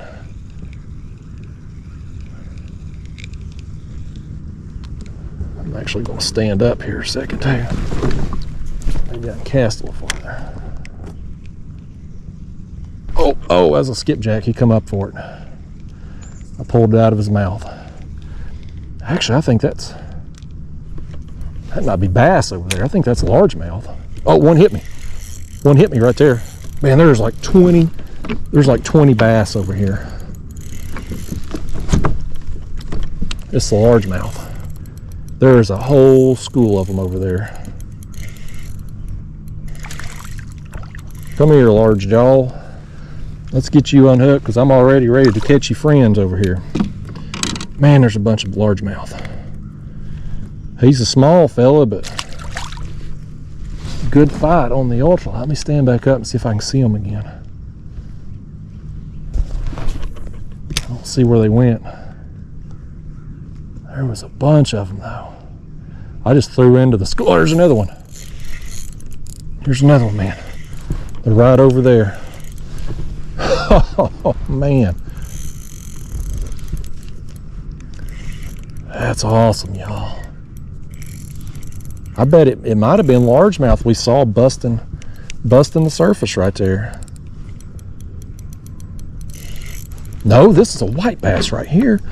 I thought it was largemouth that I just saw right there, but this one's a white bass. We're going to keep this fella. He's coming with us. This is a good size right here to use as bait. He's probably too big for my bucket. I don't think I'd keep him alive in there, especially with them bluegill in there, but we'll throw him in our cooler and get hold of him here before he breaks my line. There we go. Nice white bass right there, y'all. Nice. All right, we on to something here.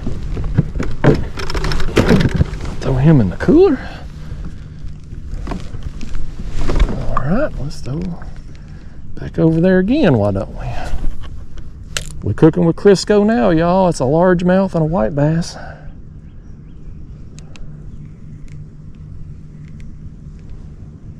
I don't see them right now, though. I don't know where they went.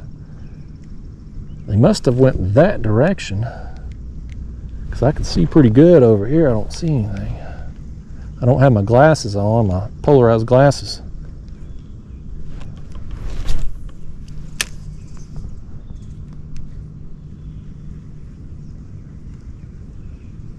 Man, I mean, there was a school of largemouth though, y'all. I don't know if you could see it on camera with the glare, but I bet that school, there had to be at least 20 in that school, or something happening right here.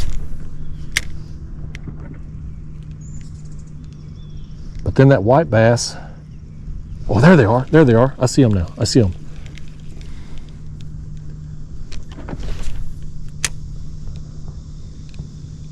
Come on. Man, I threw right into that school and none of them ate it.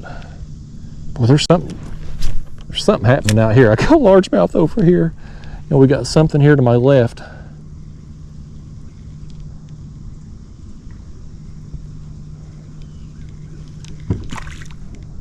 There's something busting right there. I wonder if that's not the skipjack, or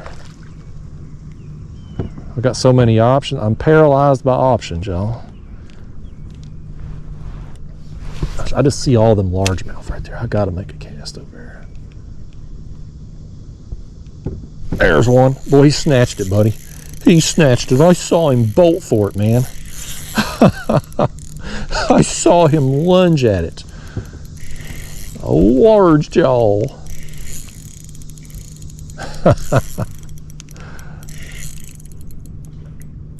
Man, they are schooled up. Come over here, large jaw. There you go, buddy. Nice. Nice, y'all. That is fun. Let's let him go. See if we can. I need to pull off this area a little bit. I don't want to get too close. Man, we got so many options to throw at right now. I want to throw at these too.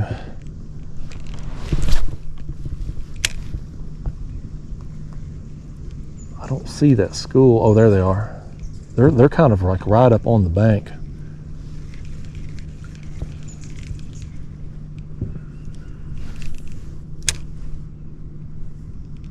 I'll twitch that thing up near the surface.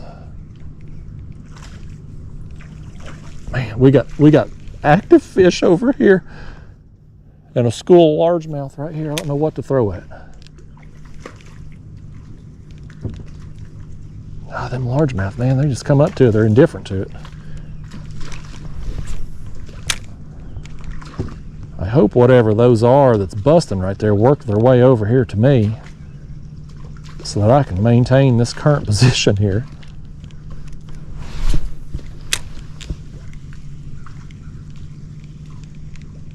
Oh, I had something follow me. I need to get over there a little closer.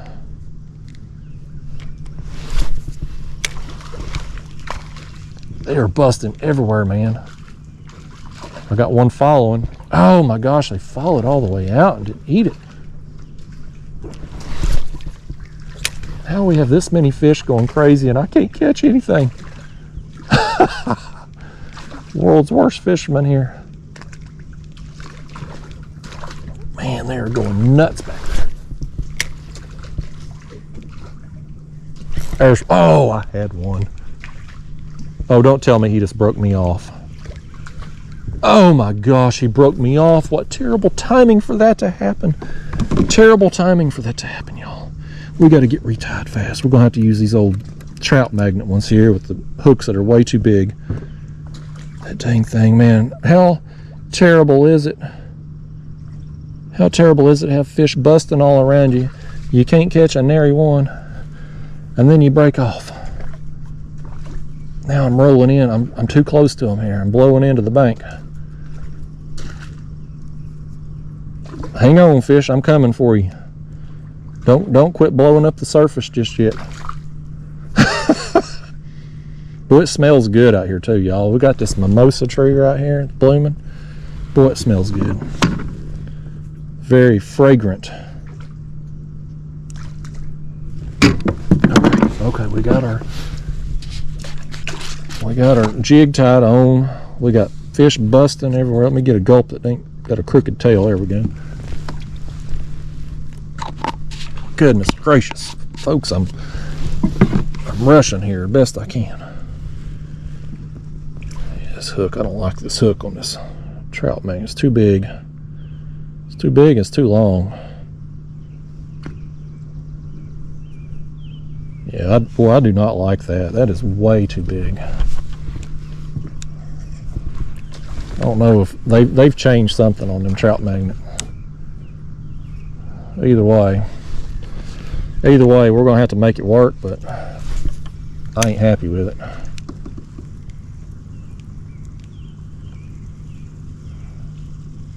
I'm too close. Oh, he hit me right then.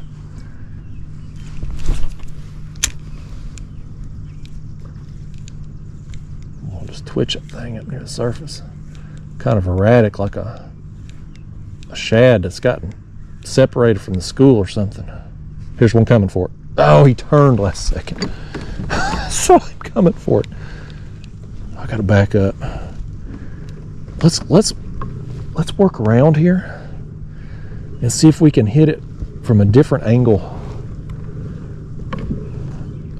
They're not busting right now, but they might still be. Boy, I botched that whole thing, man. We had fish coming up everywhere. Dadgummit. Boy, it's exciting when you see them like that, though, ain't it? Going crazy like that, and you're right there on them. Man, I want to see if I can hit this from a different angle here. I think that one, because there's a branch coming off right here, I think that's probably what broke me off. The friction on that branch as that fish pulled. If we can hit it from this angle, maybe we can avoid that. Oh, man. I don't know if you can see that. I had them follow it again. Okay, let's try this. We're going to get one on this cast.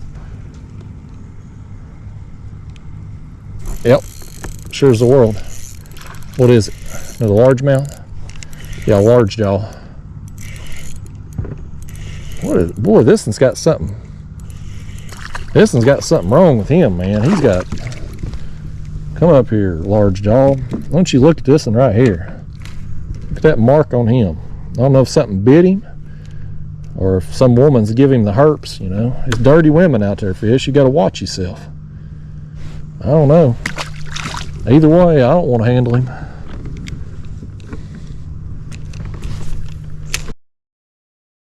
His girlfriend told him it wasn't her, it was a dirty toilet seat. Let's see if we can get over here again and get another one. She lied to him, folks. It was her. She's been fooling around on him, got the herpes. Done passed it on to him. She'll swear up and down it was a toilet seat, though.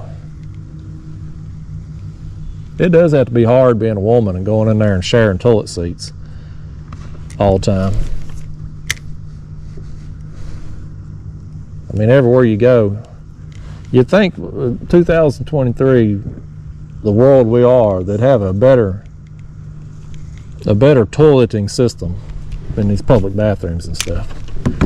But oh, here we go. But I mean, you go to a hotel and you still using toilet paper. They ain't even got bidets in the hotels. It's crazy. That bidet is the best thing I ever got for my house. Oh heck, I thought we was on some bass right here. We got a big bluegill. It's come up and ate that one, man. That's another slab of a bluegill. I ain't gonna measure you bluegill because I want to throw back over there and get on these other fish, but I bet you that one right there was probably pushing 8 inches. I don't know where them fish went now. They ain't busting no more. There's so many bass though in that school, like wherever they are. Let me just stand back up again, see if I can see them. I don't know why I'm talking low right now. It's not like they can hear me anyway. There's one. Oh, he let it go. Oh, there they are. There they are right there. Get my line wrapped around my rod tip, of course, too. There we go. Yeah, they're right there. They're not busting, but I see them. I just got to find that right retrieve to trigger them. It's like when they're busting them minnows, they're feeding, and then when they're not, they're just kind of there. Man, they just look at that thing as it goes by. Let's just twitch it.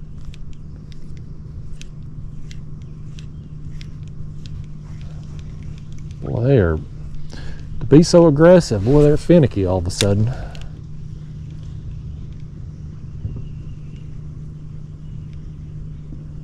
My gosh. Let's throw right over here again. I don't see any more over here, but let's just try it.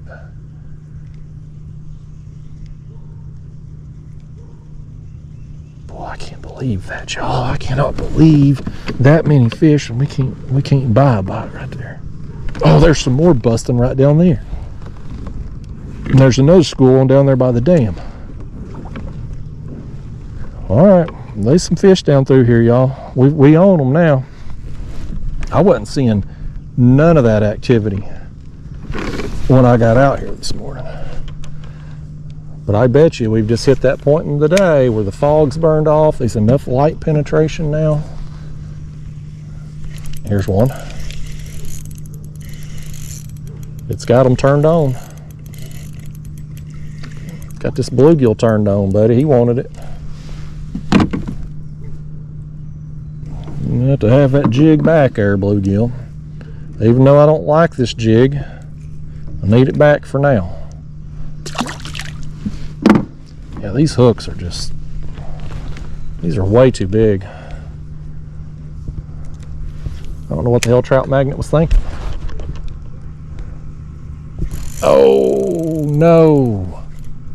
Oh no, y'all, I'm snagged over there. Do I want to go over there and risk? I don't want to go over there and risk spooking them fish. Dang it. Y'all gonna have to bear with me while I retie again. I got snagged in something. I don't want to go over there and get on top of them. Let's tie on another one of these Trout Magnet heads that are too big. How disappointing is that to get them things and they got the wrong size hooks. I don't know if they've meant to change those or if like they just ordered some and got a bad batch. I don't know. But there's a flaw in the slaw. Them's way bigger than they used to be.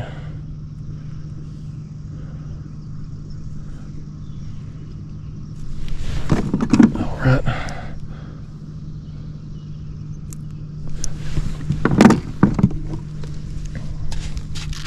That is definitely not a number 8 size hook. That's probably a 6, I would guess.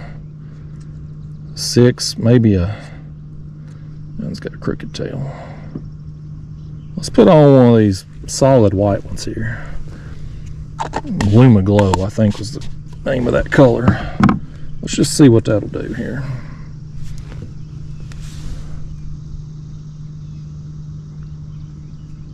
Yeah, something's went wrong.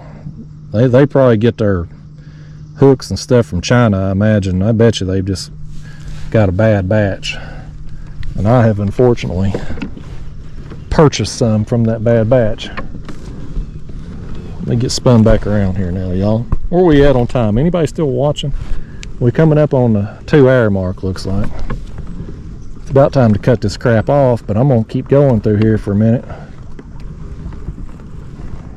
Let's see if I can get another bass or two. My battery pack's probably close to being dead. All right, let's throw back over.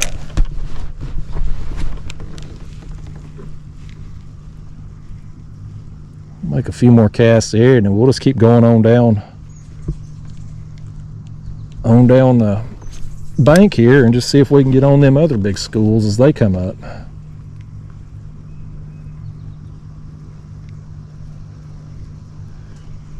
Them other fish may have moved on. I ain't seeing them now.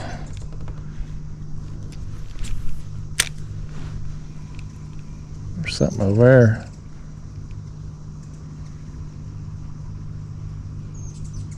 Nothing. They've moved. I don't see them now.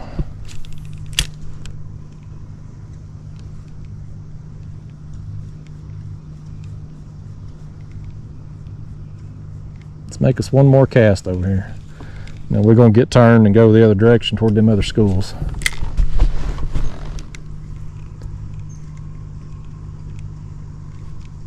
It was encouraging, in addition to the largemouth, to get that white bass. At least lets me know that there's at least some of them around here. Some of them schools that we're seeing blowing up down there may be white bass. All right, let's get turned and see what we see here. Oh, that was skipjack right there. Let's make a run down here. I see another. I don't know if they're all skipjack, but that was definitely one that come all up out of the water right there.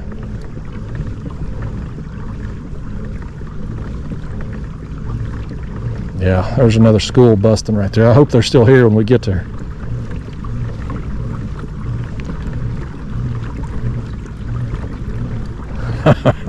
That's fun when you see this surface activity, y'all.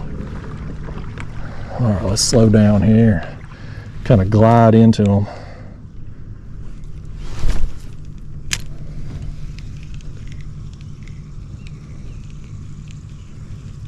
Make some casts. They're not going super crazy. Figures we get down here and all of a sudden they gone. Oh, something hit me though.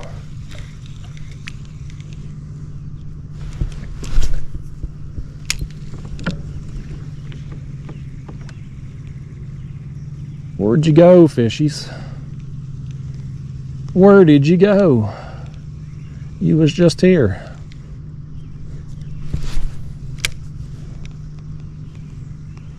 These trout magnets are heavier too. I can tell by casting.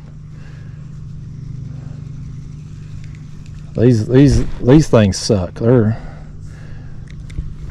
mean, we're gonna catch fish with them, but that hook's too big and they're definitely heavier, which means they're gonna fall through the water quicker. I bet China sent them some 1/32 with some number 6 hooks. I bet you that's what's happened. But they clearly say on the package 1/64 with number 8 hooks.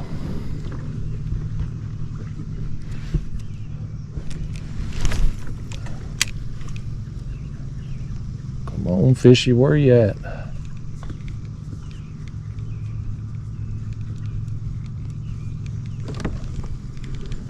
Let's go around this tree right here and see what's happening. Something was over there along the bank.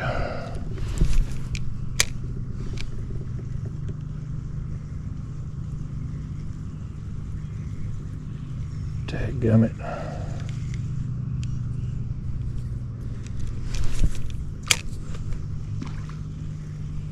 There's one. I don't know what he is. He's jumping. The bass. Oh, large jaw over here. Come over here, large jaw. Come in here now. Boy, them things are... They're here, buddy. We went for a long trip. What did we fish? Hour and a half? Hour and 45 minutes? Nothing but bluegill. And then we get down here. And now we're on some schools of bass, and I've seen skipjack jumping, and is that funny how that works? Like I said, folks, you just give it time, just go fishing. You're gonna stumble into some stuff. We own something, we own a bite right here. Oh Lord, I'm in that damn tree. Okay, I got out of that one. Whatever was busting here ain't busting here no more though.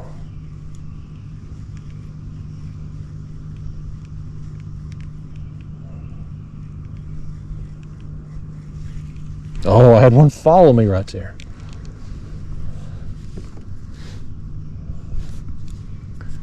Alright, well, let's just fish normal here for a minute until we see something else blowing up.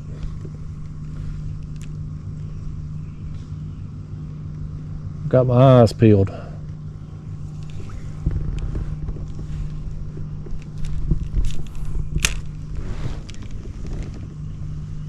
Daggone, I ain't seeing nothing right now.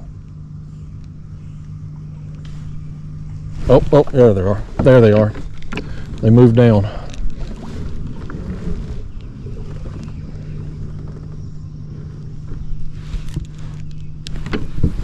Let's stand up here a second. Oh, something hit me right away. Let me back up. I don't want to get on him. Oh, he spit it. Oh, there they are. There they are. Well, they're busting everywhere.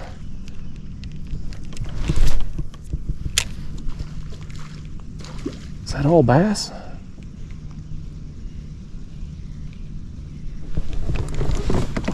Slide down. We gotta chase them this way. Sorry, commentary is a little lacking right now, y'all. I'm all discombobulated and you get around busting fish like this.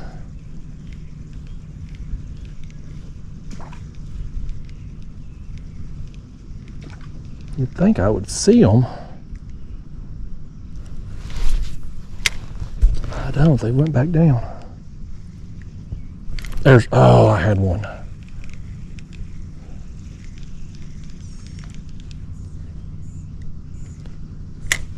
Let me fix my gulp back.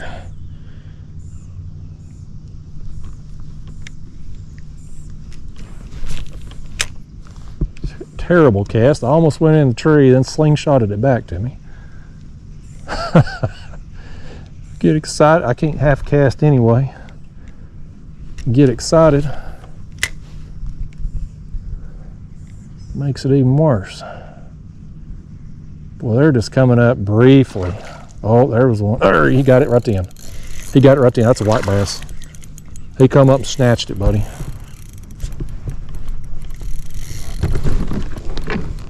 Back it up here. Yeah, that's another white bass right there. Come up, snatch that thing. I saw him. I hope it got on camera. I saw him come up and eat it. These things fight so hard. They're a good fight on any tackle, but especially on the ultralight. Yes, sir. We're gonna throw you in the cooler here, buddy. Come on in. We will feed you to a catfish tomorrow. Mr. White Bass. Yes, sir. He's tore my gulp up.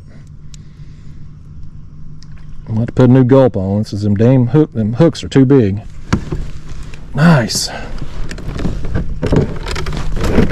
All right. Let's get this thing switched out here. Oh my gosh. I got to get me some better. I got to get on eBay today when I get home and find some jig heads that are worth a damn. I paid up. I paid more money for these trout magnet ones just to go ahead and have some, you know, now, because I needed to get some more. And I'll be damned if they ain't garbage. I mean, they'd be fine with a bigger bait, but for these 1-inch gulps, it's just too big. A lot of people talk about these gulps tearing, you know, after a couple fish, and if you're using them number 8 hooks, like real number 8 hooks, not these that are sold as number 8 hooks here, But I mean, they'll tear, but not like that. One damn fish.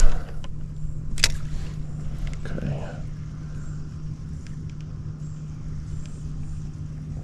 Well, some fish here, y'all. They ain't coming up right now, but they've still got to be somewhere in this area. My camera's still rolling. Where are we at on time?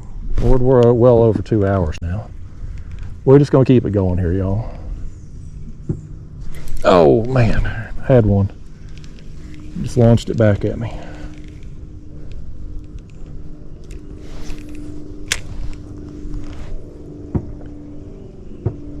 We've been looking for these fish all morning. There he is.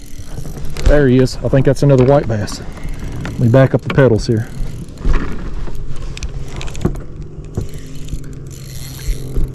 Boy, they fight like a Dickens, man. On that ultralight, buddy, that's fun. That is fun right there. Yes, another one here that's probably too big. I gotta be careful bringing them in like that. We'll bust that line. Probably too big to keep alive very easily in my bucket there. We'll just make him cut bait. Alright, let's do that again. Stand back up. Right here's something going. Oh, I see all the minnows right there. Oh, that's a skipjack. That was a skipjack that come up right there. I don't know if he got on camera or not.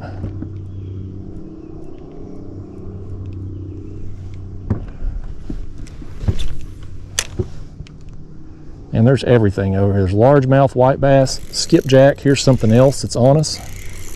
Let's see what this is. He feels good, whatever he is. This is fun, y'all. This is fun right here. I think this might be another white bass. He is pulling. There's another school right there. They're up chasing right there. Well, for any of you who've stuck around this far into the video, thanks for sticking with me. We've got on some action here, folks. We've got on some fish right here. We've found what I was hoping to find today at some point before I left, in these white bass. And I know there's skipjack here too, because I just saw that one come up. All right, Mr. White Bass, that's another one there that's coming with us, buddy. I'll fix my gulp back. I'm seeing those fish down there busting to the left, but I'm gonna throw right back over here and see if I can get another one off this tree. I did, just like that. There's a school over here to my, oh, this is a bluegill here. Bluegill, I thought I had another white bass on there for a second. When you hit, let's let him go. We just make another cast over here at this tree. See if there's still some white bass over there possibly. If not, we'll just move on down here to the left where they're running. One more cast right here, y'all.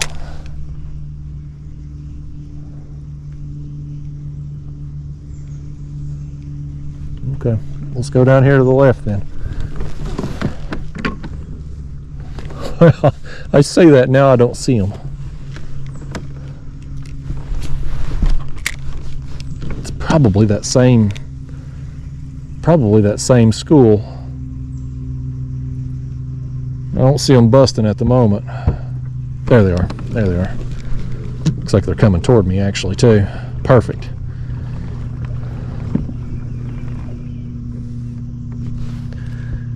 All right.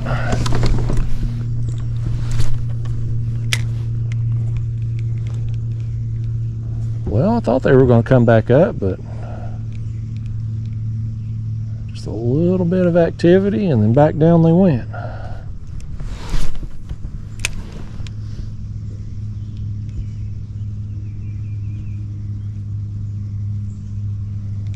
Just running that thing up along the surface. What you're trying to do with this gulp in this situation right here, y'all, is when these fish are coming up busting the surface. Oh, there was one. They're going into those schools of shad and trying to bust up the school, try to get like individual shad away from the school. The old saying, there's safety in numbers. When they swim into that school and there's all that movement there, all them fish, it's hard for them to focus on one individual fish to catch. But when they swim through and an individual shad gets separated, they're easy pickings. They are an easy meal. And that's what we're, oh, I got him. That's a skipjack. That's what we're trying to represent here with that gulp, as a shad that has gotten separated from its school. Oh, Skippy, come here, Skippy. Come on in here now before you spit that hook. He's throwing my gulp off. Again, because the damn hooks are too big. Nice. Coming with us, buddy.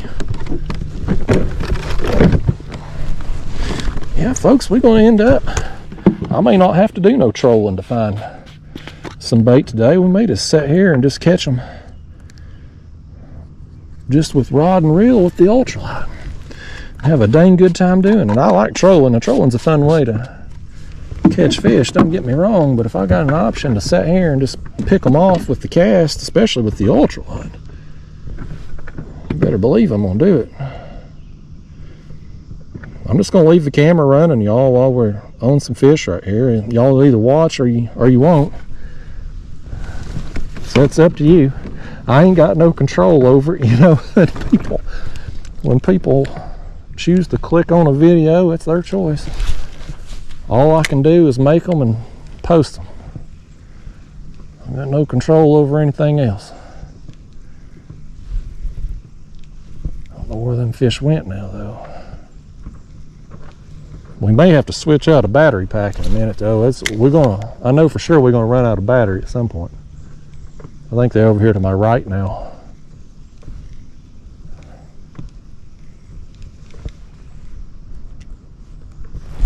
Yeah, there's something going on over here to my right. These fish, they're constantly moving. They're chasing that bait. Yeah, we're gonna have to move back down here to the right. Let's get turned and go back this way. Oh, here's something going on right here beside us, further out off the bank. Let's make a cast or two over here.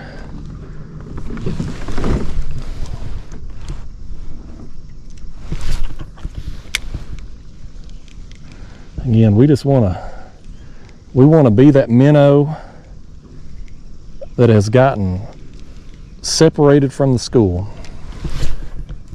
If we can do that and get one of those fish's attention, he's coming for it.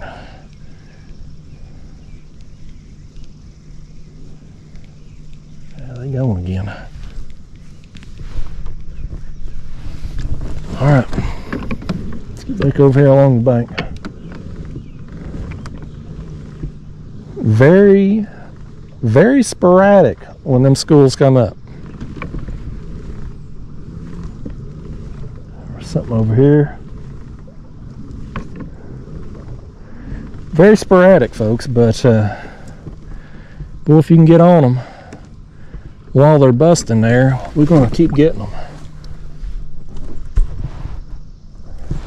What's over here? Boy, lousy cast. I can't cast for diddly doo-doo.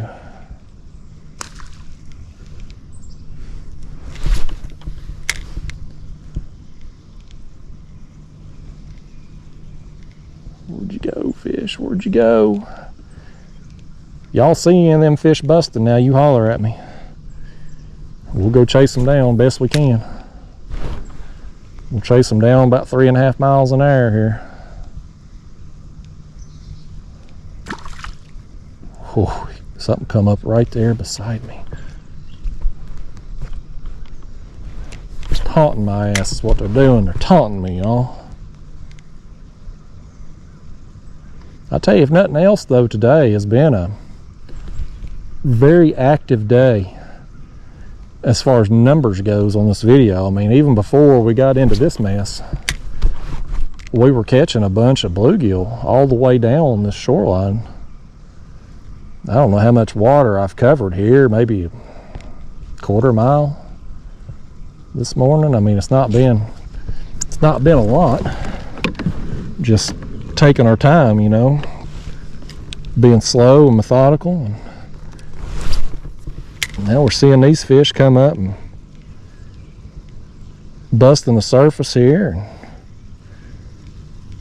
There's more down there by that mimosa tree now. Maybe the largemouth over there. We're just gonna cast our way kind of quickly down through here, because one of them schools could pop up at any time.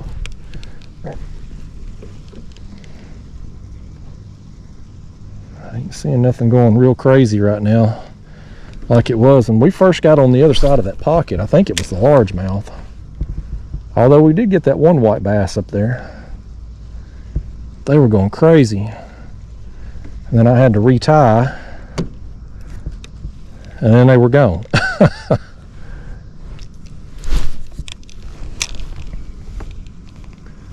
One thing about it, when I'm done here with the ultralight, I'm pretty sure I'll get some trolling the spoons. With this many fish, I'll be able to just troll around and be able to find some, get me a few extra. Of course, I'm gonna have at this point, I think I got, between the white bass I got and the bluegill, I've definitely got enough catfish bait for tomorrow's trip, for sure. Maybe 2 days worth of bait at this point. Y'all know me, I'm pretty conservative with bait.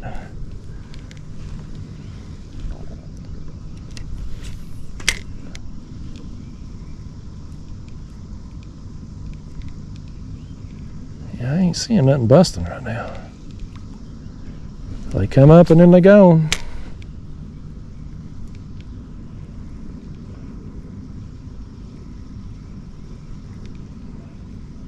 Oh, something swiped up. There he is. That's skipjack. Skipjack right there. Where'd you go, Skippy? Don't get up under there. My pedal dry. He's up on the other side of the kayak over here. Come back over here, Skippy. Stay in your lane now.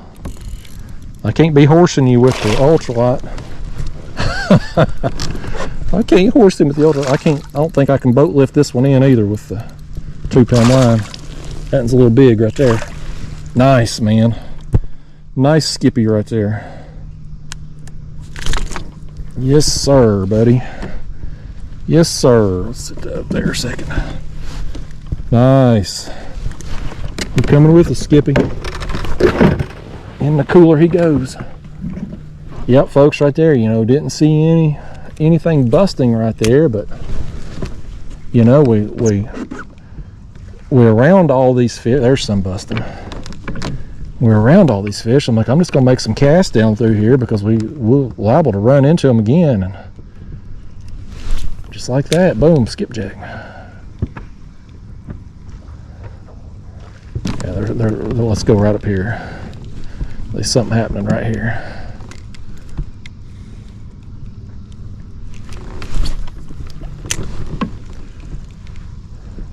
There he is. There's something. Woo!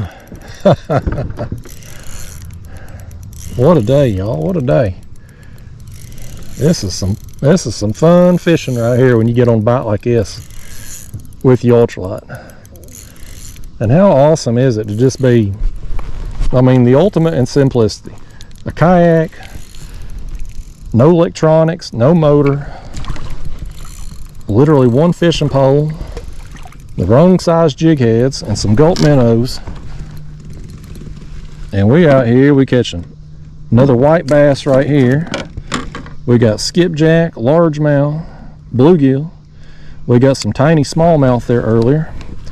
That right there could work as a live bait, but I'm not going to switch out them bluegill at this point. We're just going to put him in the cooler. But I mean, we've got a variety of fish out here today, and everything come on the Gulp and the ultralight here. Like literally everything out here will eat this bait And man, is it fun. Just gonna keep making some casts. I don't see anything busting right now. But they're in the area. Get turned. I think I'm just gonna go up and down through here, through this one little area where they seem to be the most, where the most activity's at. We'll just make some casts, and when we see them busting, we'll run up and make a cast, hopefully catch a fish like that one there. And you know, of course, that one there, by the time we were ready for the next cast, they were gone. See if we can run into some more though.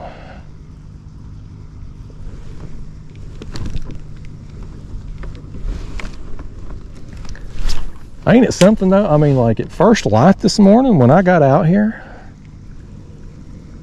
none of this surface activity was going on. I mean, nothing. But then all of a sudden we got down here and we started seeing it. And now we're seeing it, at least school's coming up kind of sporadically out here. I have to believe it has something to do with the light penetration, because it was so foggy out here first thing.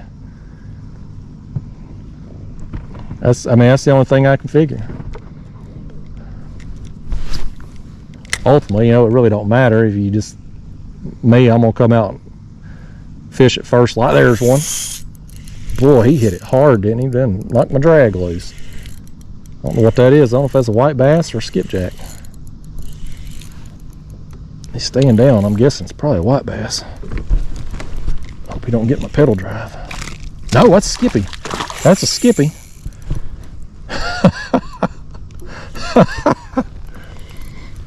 Boy, there'll be every catfisherman in the area be over here trying to catch these skipjack, all these bait dealers in the area. And they see me doing on video. Thankfully, we didn't get on any skipjack till 2 hours into the video, so only the hardcore people are still watching at that point. All the bait dealers, they clicked on the video and it's like, oh well, he's just bluegill fishing. And they clicked off. I hear them going crazy beside me on the right. I got to fix this gulp on there. These hooks too big, man. Oh, they're out there in the middle. I ain't going over there. Let's just make some more cast over here. Yeah, I tell you folks, this day and time, here's one. This may be a bluegill. Yeah, it's a bluegill here. This day and time, if somebody in the catfish world sees you catching skipjack, buddy, you're gonna be shoulder to shoulder if you try to go back out there and get on them again, because they'll tell everybody. All the bait dealers show up. These guys ain't got jobs.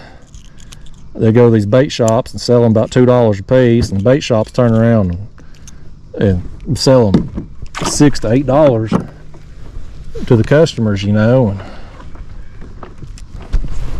every meth head in East Tennessee's got a fishing pole now that skipjack got so popular for catfish bait. So you can't tell anybody where you're getting them at. I'm gonna have to switch out this gulp and them damn lousy hooks, man.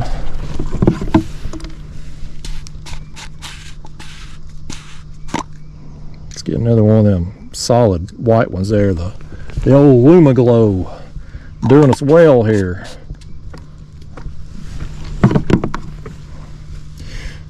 But this right here, if nothing else, anybody that's watched to this point in the video, will be an education for you on hook size and your gulp. When people complain about the gulp tearing every fish, most of the time they're using a hook that's too big.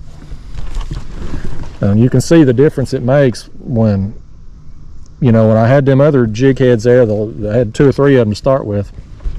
They had an actual number 8 size hook. We were catching a dozen bluegill, a dozen fish, you know, for every gulp.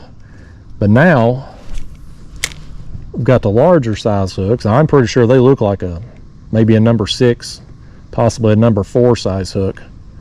Way too damn big for this 1-inch gulp. But you can see now 1 or 2 fish and we got the thing tore up, and it's all because of the hook size. Now skipjack will tear up a gulp a little quicker sometimes just because their head shakes are so violent. But it's mostly due to the hook size in this situation. Normally them trout, I mean, the package says 1/64 ounce, number 8 hook, but I mean, you saw me put the other one side by side with it, and it is not. I've got some rejects or something here. They're gonna have to, Trout Magnet's gonna have to call China and say we got a problem. I don't know how to say we got a problem in Chinese, but we do.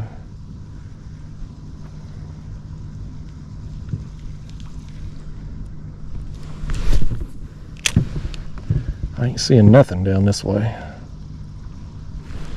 I'm seeing some stuff out in the middle of the channel. That's probably skipjack out there. Oh, he come out and snatched it right there. I think it was a bluegill that hit me. I think it was a bluegill that come out and snatched it. I saw him. He looked brown. It's either got to be bluegill or smallmouth. Yeah, it's a bluegill. Boy, that's a good one too. Man, look at that. That is another quality bluegill. This bluegill said, buddy, he's sick of these white bass stealing his thunder here, man. Let's put you on the board real quick. This is another one that's solid 8 inches, I bet.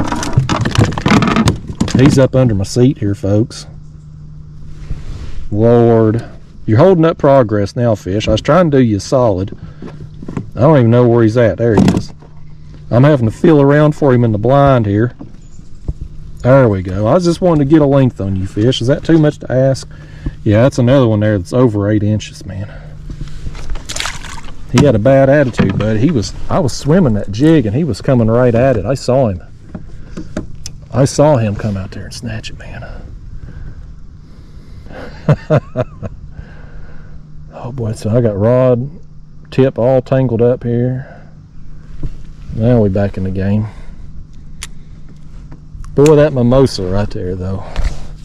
Got them pink blooms on it. I wish, if you ain't, I don't know how widespread them mimosa trees are.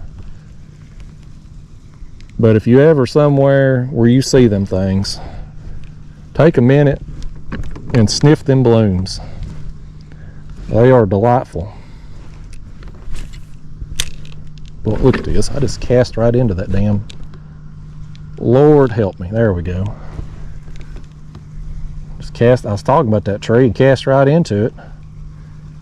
Up there by my rod tip. I'm gonna just see, we're back down here where them largemouth were. I'm just gonna see if they're possibly still here before we turn and go back the other way.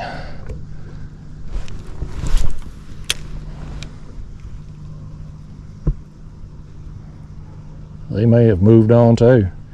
There's a lot of schooling fish out here right now. I mean, the largemouth were schooled up. I saw at least 20 in that school there, and then we got the white bass schools and the skipjack schools. Yeah, nothing. All right, let's turn, y'all. We're gonna go back the other way now. We're just gonna keep working through here.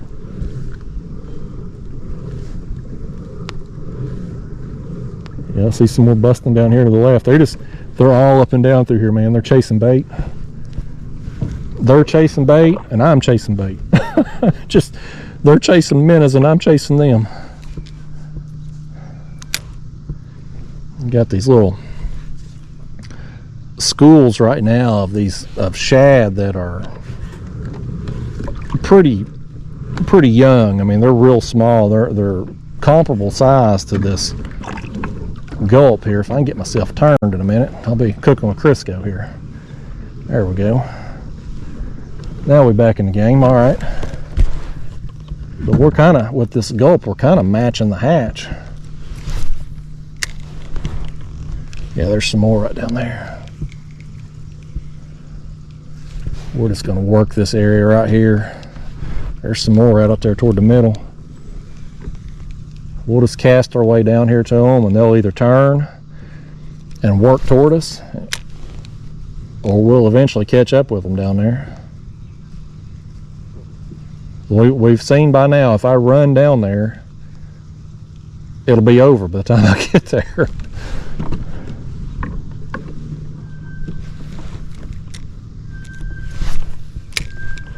Yeah, folks, I had talked about there earlier on in this video about how I was going to do like a big marathon long video, 3-4 hours, and here we are. I guess we're doing it today. I can't believe my battery pack is still going. Where we at on time? Yeah, 2.5 hours. This battery pack's going strong today. I don't have a battery actually in my camera. I've just got it going to the battery pack. That helps with the keep it from overheating as bad. So I'm not going to have any warning. This thing's just going to randomly cut off at some point soon. But we're gonna keep rolling with it for now. I'm just making some. Okay, we're close right here. We gotta run down here to these. I don't know what they are. I'm thinking that's either white bass or largemouth. I don't see them. The skipjack, you'll see them oftentimes come up out of the water, like completely breach the surface. Those are just hitting the top. So it's probably a form of bass.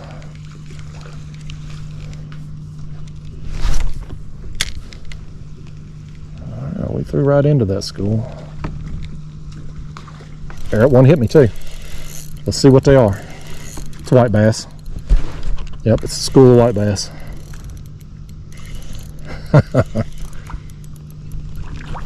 Nice. Yeah, we're going to have plenty enough bait for the next couple trips. Mission accomplished out here today, man. Had some fun with the ultralight. Hopefully made some of you feel like you're out here with me with this raw and uncut, maybe for better or worse, and loaded up on bait in the process. All right, let's get back to it here before they're gone.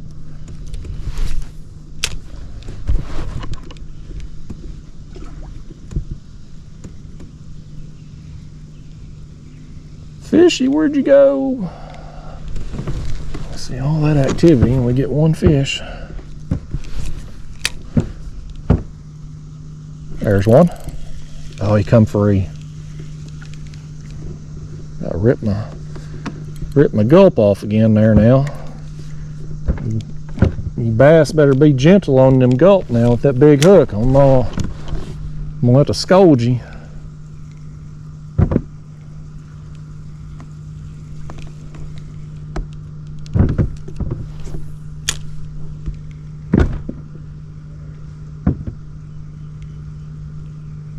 I see some fish right there. I think that might be largemouth though.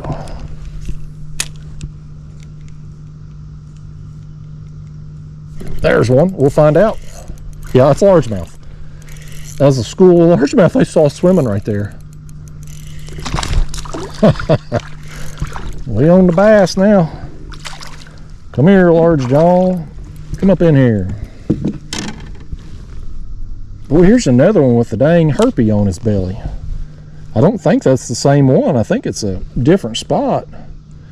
They all sharing that same woman down there. She's got a bunch of boyfriends apparently, and boy, she's telling them all about that dirty toilet seat that got her. We know the truth though. They don't know. Them bass are dumb. They fall for her. They love her. You know, they're gonna believe everything she says. But we know the truth.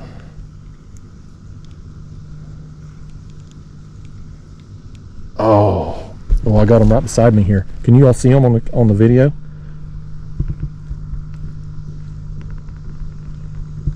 Oh, they're over here. Why am I talking low? I don't know. I spooked that one. Let me just. Oh my gosh, he hit it right there. Did you see that? I hope y'all are able to see that on video. Where'd they go?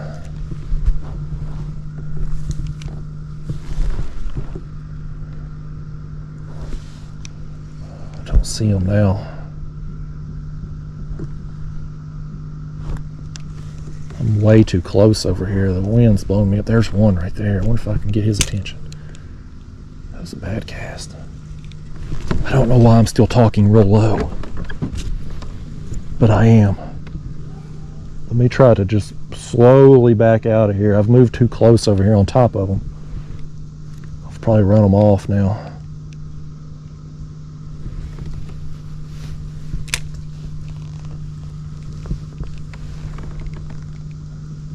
Well, that's exciting, y'all. When you can see them like that and cast them and watch them come up and eat it. Oh, I pulled one. I think that was a bluegill right there.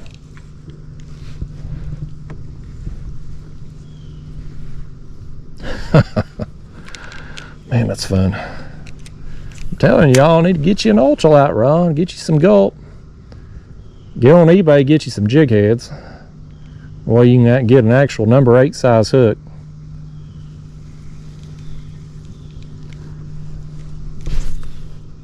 Oh Lord, okay, it come out of that tree. But yeah, y'all, you do this style of fishing, you're gonna catch a lot of bluegill. Like we were doing there first thing. But when you come across other types of fish, white bass, largemouth, skipjack, they will eat this Gulp too. Because you're representing what they eat in a small fish. Big fish eat small fish. Thank goodness humans ain't like that. You imagine if big humans ate small humans, what a world we'd live in. But that's how it is in the fish world. I don't know where them school went. I ain't seeing nothing come up right now. Well, there's some way down there by the dam. I guess we could just keep making our way down through there. Probably run into some more along the way. Let's do that. Let's get turned here. Yeah, I don't know. I'm gonna have to check my cooler here when I'm done with this. I don't know that I'm gonna need to do any trolling. I think I'm gonna have enough for probably a couple trips. With the weather, how it's been lately with all the storms and stuff, I'm probably only gonna get in, if I'm lucky, maybe get in 2 trips this week. So this might be, we might end up with plenty enough bait here just with the ultralight. And by the way, if you've stuck with me this long in the video, this marathon, or if you've broken this video up over 2, 3, 4 sessions, thanks. Thanks for watching. I'm continually amazed by not just the fact that these type of videos get watched, but for how long they get watched, like the average view time, and there they are. Some of you really seem to enjoy this kind of thing, and I'm glad you do. I appreciate you watching. I'm gonna appreciate you more than what this fish is gonna appreciate me putting a hook in its jaw when I get one. I swam through that whole damn school right there and they wouldn't none of them eat it.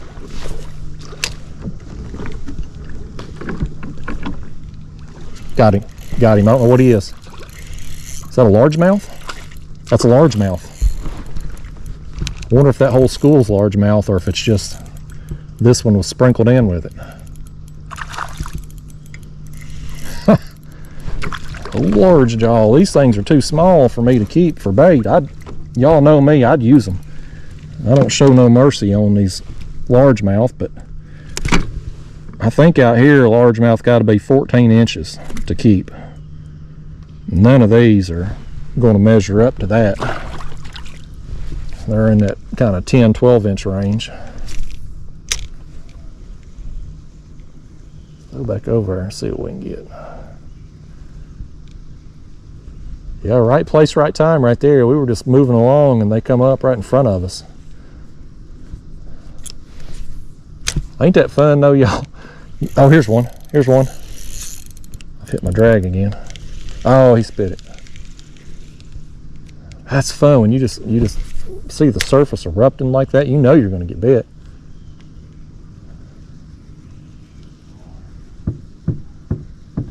Where did you go, fishies? Where did you go? I know you got to be around.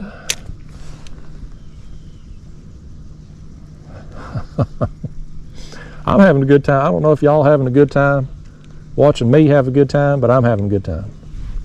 This is fun. These are the kind of bites, these are the kind of days that you just live for when you ultralight fishing. Come out and have not only a productive day as far as numbers go, but you know, get you some bait too, skipjack and white bass and all of these fish. I mean, even the largemouth here now, I mean, when you got an ultralight rod, fish like that they'll put a nice bend in the rod. Them big bluegill too. I mean, them bluegill, it's been 7-8 inches long today that we've got. They are a formidable opponent on this ultralight too. There's something right beside me on the left here. They're coming up and taunting me again.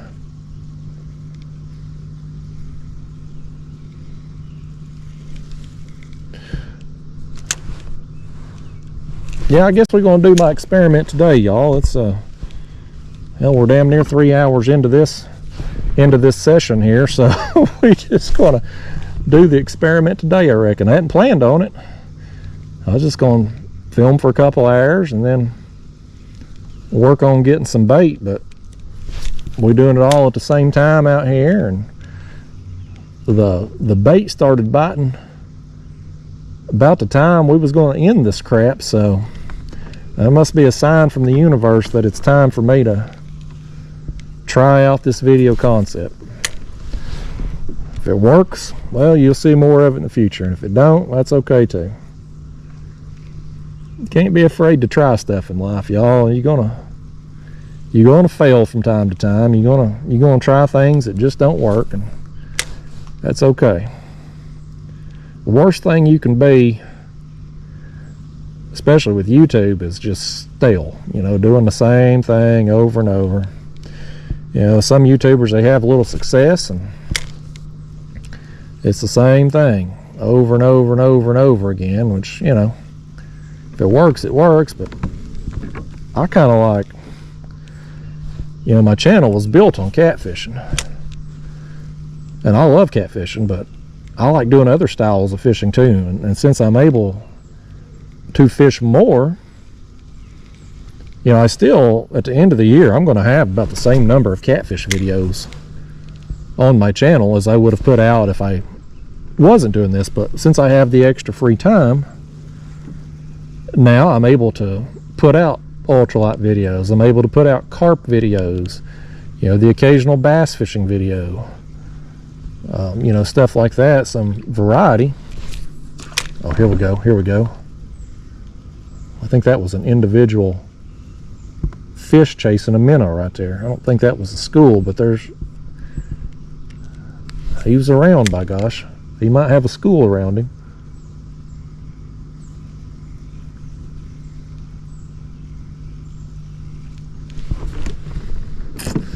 Well, fiddlesticks, I ain't really seeing nothing going on except way down there by the dam.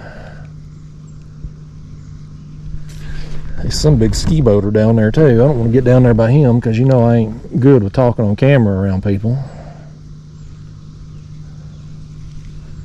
We may turn around and go the other way here in a minute. Could be stuff going on behind us right now that we're just not seeing. Oh, right here they are. Here they are. Let me stand up. See if I can reach them.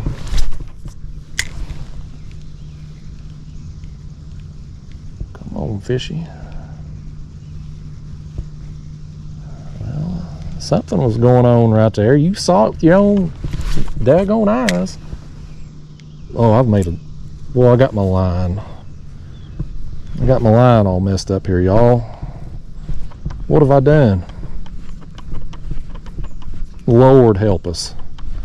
Lord, y'all. There we go. Got my line all messed up here. I don't know how that happened. Probably all them drag pulling we've done. Got me all twisted up. I'm going to switch my line out when I get home today. Alright, now we're back in business. Where'd them fish go now? Now I got it around my rod tip. I'm in bad shape. Amateur fisherman here. Okay. Well, I've lost sight of them now. I was fooling with my line. I'm gonna have to switch my line out when I get to the house today.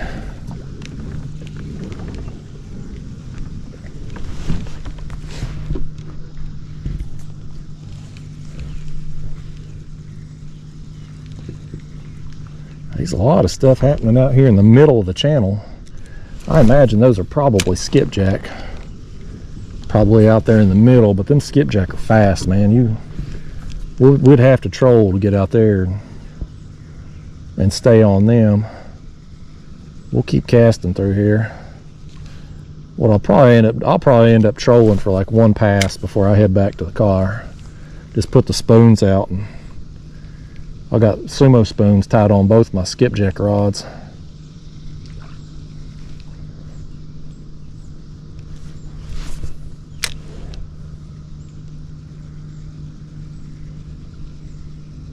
The sun's getting higher in the sky too. There's less and less shade along this bank. I can't believe my camera battery pack has lasted this long. I'm filming in 1080 today. That's probably helped. The fact we ain't dealt with any sun has probably helped too, but once we lose our shade right here, we're gonna have a hard time keeping this camera going, because it's getting hotter by the second. I can tell you that from just my core temperature here. I'm gonna back up and we're gonna go back down this way, y'all. Just gonna see what we can get into here. The surface activity is definitely seems to be dissipating. I just think we had the right amount of light as the fog burned off and the sun's coming up. We've got all this surface activity, and here in another 30 minutes it'll probably be gone. Probably won't be any more surface activity until this evening. Just took a little later. Here's something. Just took a little later this morning to get started, which I would assume probably because of the fog. Oh, that's another bass right there. Another large jaw. Boy, that's a pulling, buddy. There you go, large jaw. Give us a little jump. This one on here, he's got a little. Oh, dadgummit. I shouldn't have done that. That one right there was too big for me to be trying to boat lift, and I did it, and I broke him off. Dadgummit. That was my fault. I shouldn't have done that, y'all. It's like I said, amateur fisherman here. That fish right there got him a souvenir. Let's put another one of these jigs that's too big on. Boy, y'all have set through. If you've watched this whole thing, there's probably at least one or two avians out there that has. Lee Rose probably has for sure, and Keith Dockery, them two for sure watch every second of every video. Y'all have seen me set through some, or y'all have, I can't get my words out, y'all have set through watching me retie today. Way too much. But it happens. You're gonna lose some jigs. That's why I say buy them in bulk. But boy, if you do buy them in bulk, you better hope you get the right size hooks on them, or you're gonna be in a bad shape like I am with these. I'll order my jigs on eBay from now on.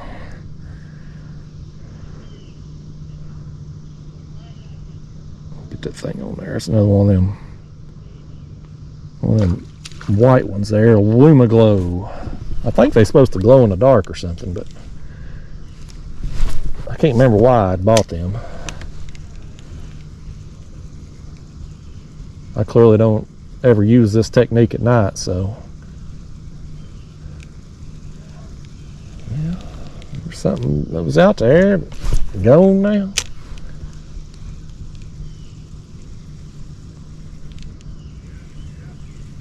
Yep. Caught us. Look at this. Here's another catch. Another rare breed of some kind of grass right there.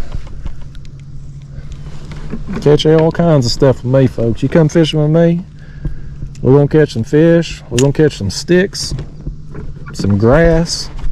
You catch it all with me. You handle some of these fish, you might even catch you the herps. Some of them's had them dirty women. They can't help it, you know. They didn't know it's dark. They couldn't see. It was a moment of passion. Now they got them sores the rest of their lives. It is odd. We've seen so many with marks on them. All got them sores. I don't know what it. We're well past the spawn out here, so I don't know what it is. Might have some kind of disease or something going on.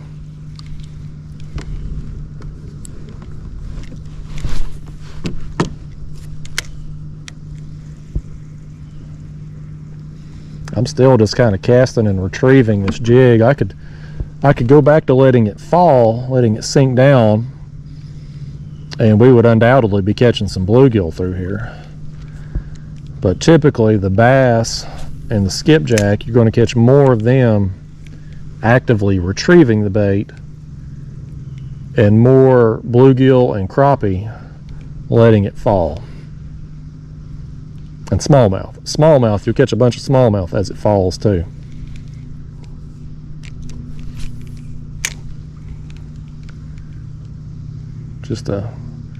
They all like the same bait, just a matter of how you reel it in. But right now, with so many bass and white bass and skipjack in this area, I kind of want to be focusing on them right now versus the bluegill and smallmouth. Even though the surface activity has really declined the higher that sun is getting up. Not seeing anything going on. Not seeing anything out in the middle right now either.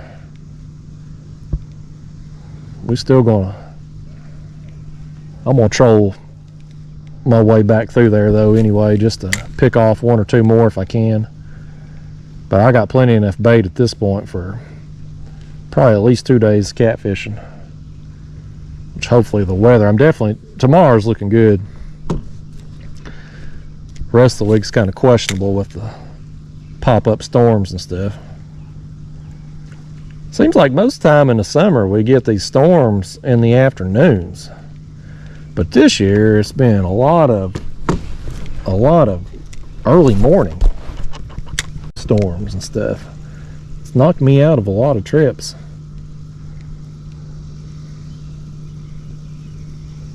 Yeah, I thought we'd get something right there maybe, but something would come up.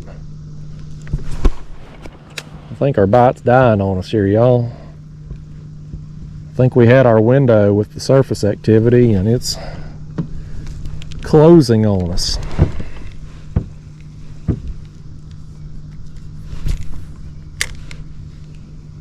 We'll be able to still pick something off down through here though. Where are we at on time? We're coming up on 3 hours here. This has definitely turned into the marathon video. We're gonna find out if people watch this crap or not, man. If somebody was going to watch a long ultralight video for me, this is probably the one to do it, because there's been a lot of fish caught and a good variety of fish caught. And I've talked about this in other videos, but it's just a rewarding, anytime you can come out and keep your fishing super simple, you know, no motor, no live scope. I don't have a graph at all on here, you know. When I get home today, I'm literally done. You know, I don't have to plug in no batteries, nothing, you know. It's just a rewarding thing to catch fish in such a simple manner. Just one rod, some jigs,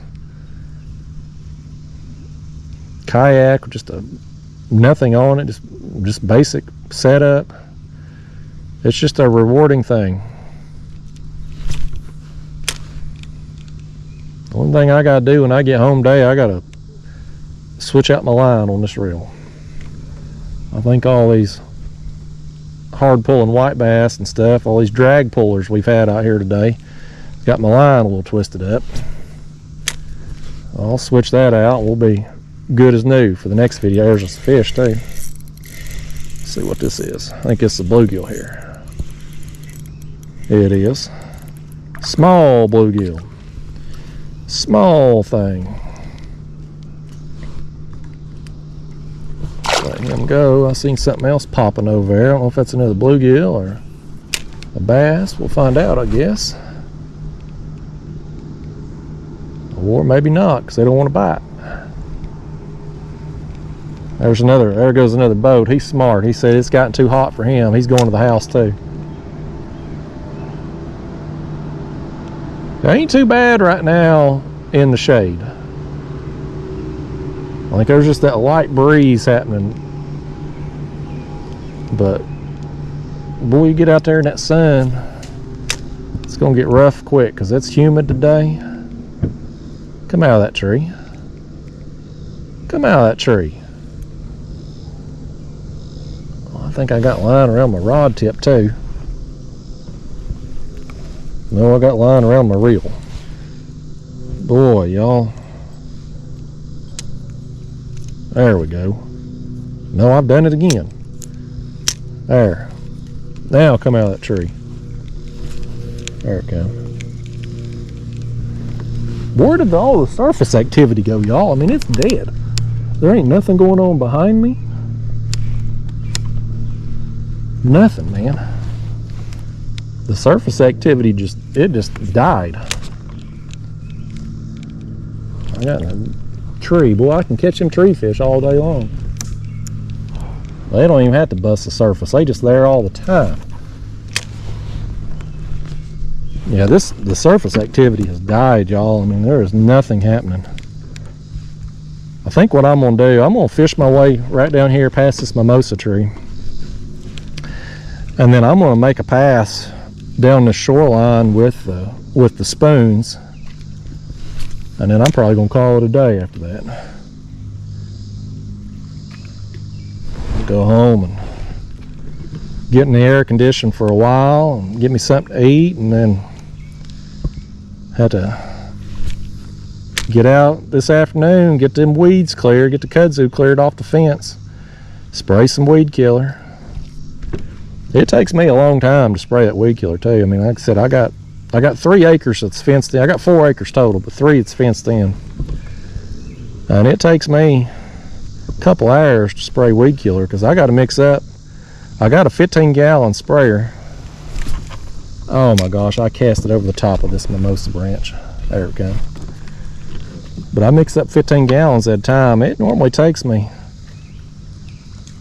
I usually fill up that tank about 2.5 times, so about 37.5 gallons of weed killer to do my whole fence and around the house and some trees and stuff that I do in my yard. So it's a process, but thankfully I only got to do it once every 6 to 8 weeks or so.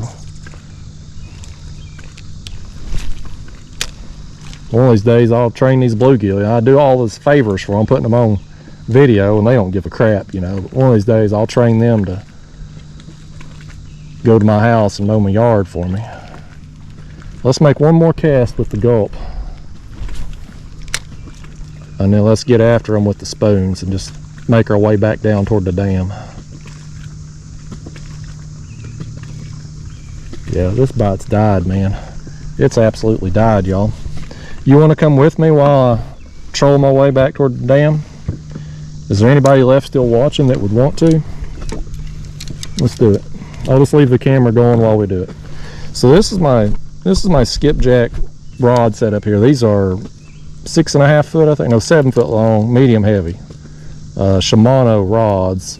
They're bass rods basically. 3,000 size reels. I got 30-pound braid down to, I think that's 15 or 20-pound fluoro leader. And here I got the sumo spoon. No weight or anything, just a swivel there for my leader. There was something jump. But if we got enough battery life, we'll get out here and do some trolling on our way back to the car. I'm just going to troll down this shoreline and around by the dam there on the way back. So I'm just going to let out a little line. Can't cast these things very far without any weight. They're very light, or very lightweight lure. Put that in the rod holder. I got another one here on this side, same setup as before, just a white sumo spoon. That other one there, it had some of the paint knocked off because I caught so many fish with it. It had a little like white and chrome. This one here is solid white. And what I do when I'm trolling these is I just pedal a kind of a leisurely pace with the, well, I'm dark there with the sun behind me. There's water drops all over the lens. I don't even know how well y'all have seen this stuff today. One of them fish has splashed you there. Goodness gracious. Anyway, when I'm trolling like this, again, I don't have a graph on here to be able to monitor my speed, but I know just my normal casual pedaling pace is about 2.5 to 3 miles an hour in this particular kayak, and that is a perfect trolling speed for skipjack and white bass. So I'll just mosey along here, just comfortably pedaling, and just kind of work this same area here that we've been catching these fish. And hopefully, even though we're not seeing the surface activity right now, hopefully they're still here, just kind of subsurface. And as we bring this spoon along, it's kind of just representing the same thing that we're doing with the Gulp. It's a bigger profile, but it's swimming along, it's erratic, it's putting off vibration, and it just represents a shad that's gotten outside of that school. And easy meal, you know, if there's a fish nearby. So we'll just troll it along, see what happens down through here. If anything, here's a little something. All right, we got us a fresh battery. Man, my battery pack made it a long time this morning. I'm very impressed with the time I got just running that GoPro, but it finally quit. That's probably a good sign from the universe that it's time to wrap this video up. But I'm just going to keep making my way down through here. Y'all are welcome to come with me if you want. We'll see if we catch us any white bass or skipjack on the way. There, it looks like something right there might be coming up at the surface. But I'm just going down here to the dam. I'm going to loop around and come up by the boat ramp, and then I'm calling it a day, at least fishing wise anyway. I got the work to do this evening, but me and Daphne's going to hang out in the air condition, probably eat today, and may watch a episode or two of Cobra Kai. I've already watched them all, but I've been rewatching the Cobra Kai series because it's probably one of the best things on TV, one of the best shows of all time. It's just it's got it all. It's got nostalgia, it's action, it's a good storyline. Highly recommend it. If you grew up in the 80s like I did, and you watched you some Karate Kid back in the day, you will love Cobra Kai on Netflix. That's worth a Netflix subscription just to watch that show. But I'll probably watch a couple episodes of that, and then this afternoon, once it, I won't say it cools down, but once it gets later in the day, I'll get out there and attack that fence and get to it. I don't know if we're going to catch anything down through here or not, y'all. It's like a light switch, man. Well, I say that, and here we go. We done got one. We got something right here. Let's see. It's either a bass or a skipjack. He's jumping back there. It's not a white bass. That's skipjack. Oh, he spit it. That was a skippy right there. Let me get back on the move here. I got my swivel all tangled up. What'd y'all do that for? I think one of y'all tangled up my swivel there. Couldn't have been that skipjack. He wouldn't have done it to me, would he? Yeah, it's just, here I was just saying, well, I may not get anything. Not really seeing much activity now. And just like that, we get a bite. Let's throw that out there behind me, let out a little bit more line. I normally like a normal cast length. Again, with these spoons, you just can't, unless you got a piece of lead or split shot or something, you just can't cast them very far. normal cast length, and just back on the move, man. Them spoons catch a lot of fish though. I normally, if I'm just specifically targeting skipjack, I normally throw jigs. I'll do my crappie magnets with white and chartreuse crappie magnet grubs. I'll do 2 or 3 of those in a series and I'll troll those. But you know, here in the summer months, when I'm looking not just for skipjack, but I want to get white bass too, I throw the spoons more, because you get a lot more bass with the spoons than you do with the crappie magnets, the grubs. So I don't know what it is that they like so much more with the spoons than the grubs, but the white bass really definitely prefer the spoons, it seems like. So right there was skipjack, right there was some busting. We may have a rod go down here in just a second. But in these summer months, I mean, I like skipjack's my all-time favorite bait, but I do really good on white bass also. It's just a good quality bait. It's hardy bait. It's hard for the small fish, you know, them small dink blues and channels. They just get down there and shred your baits here in the summer months. And white bass is very, very tough bait. It's hard for them to chew it up and rip it off the hook like they do with softer baits like skipjack. I hope when we go through them, I hope one of these rods is going to go down. They're around. But when you get these schools, you know, it's kind of sporadic like we've seen out here this morning, where they pop up here 30 seconds a minute and then they go, and then you'll see them on down. There'll be another school way on down. Trolling is a good way to cover water and kind of run into those schools. You know, if you like we were doing there with the ultralight, sometimes you get to a school, make a cast, you might catch fish, maybe you don't, but then they gone. With trolling, you can keep at least 2 rods in the water. If you're in a boat, you can keep far more than that. But in a kayak, you can keep at least 2 and just keep them going, you know.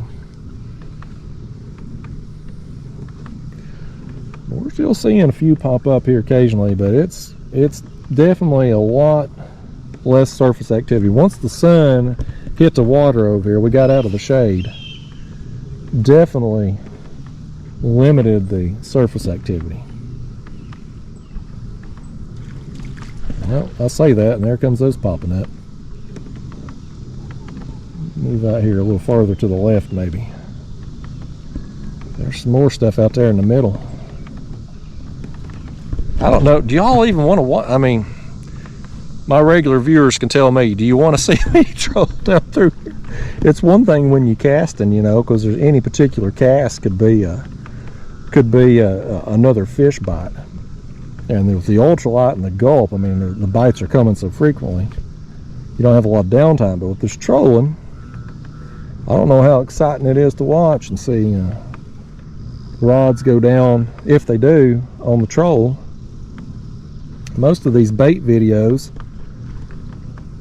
that I've done in the past where I'm trolling and stuff, they don't perform particularly well, so I'll get some feedback from my regular viewer. I'll have random people pop in, tell me how much they hate it, but they're going to say that regardless, so I'll see what my regular viewers say, if any of them are still watching at this point in the video. Man, I'm seeing more stuff out here in the middle than I am along the shoreline right now. Let's just cut down the middle here. See what happens. The few that are coming up out here is definitely looks like they're more along the middle than along the shoreline. Let's see what happens. We'll either catch something or we won't, but I'm gonna go down to the dam and then I'm going to the car. That's where I'm going.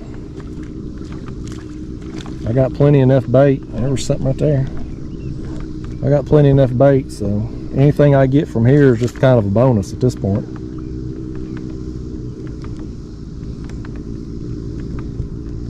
As much stuff as I'm seeing through here, though, we ought to be pulling them spoons in front of something.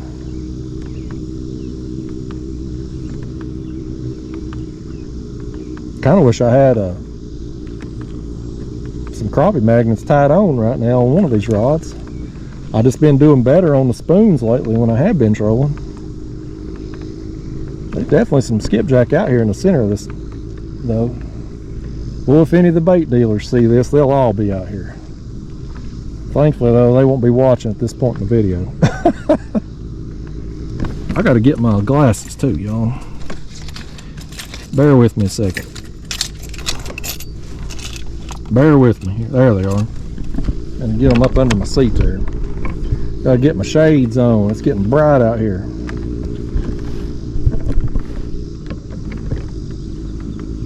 And this much surface activity right out here in the middle. We ain't hooking nary one. I need me some jigs tied on. If I didn't already have a cooler full of bait, I'd tie on some jigs, but we're pretty much good at this point on bait, so ain't the end of the world if I don't get nothing.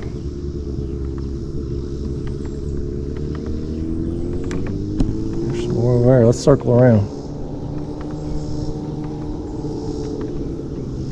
I guess I need to go over there and see if I can get me a thumbnail by the dam too. That's probably what I need to do before I go to the car.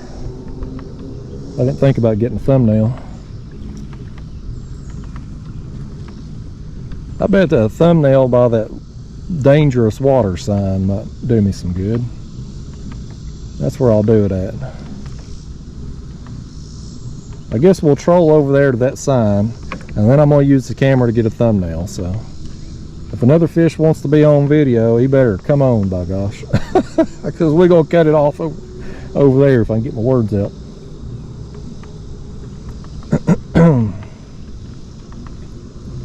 And hey, again, if y'all have watched to this point in the video, 3-hour marathon, 3-hour plus marathon, thanks.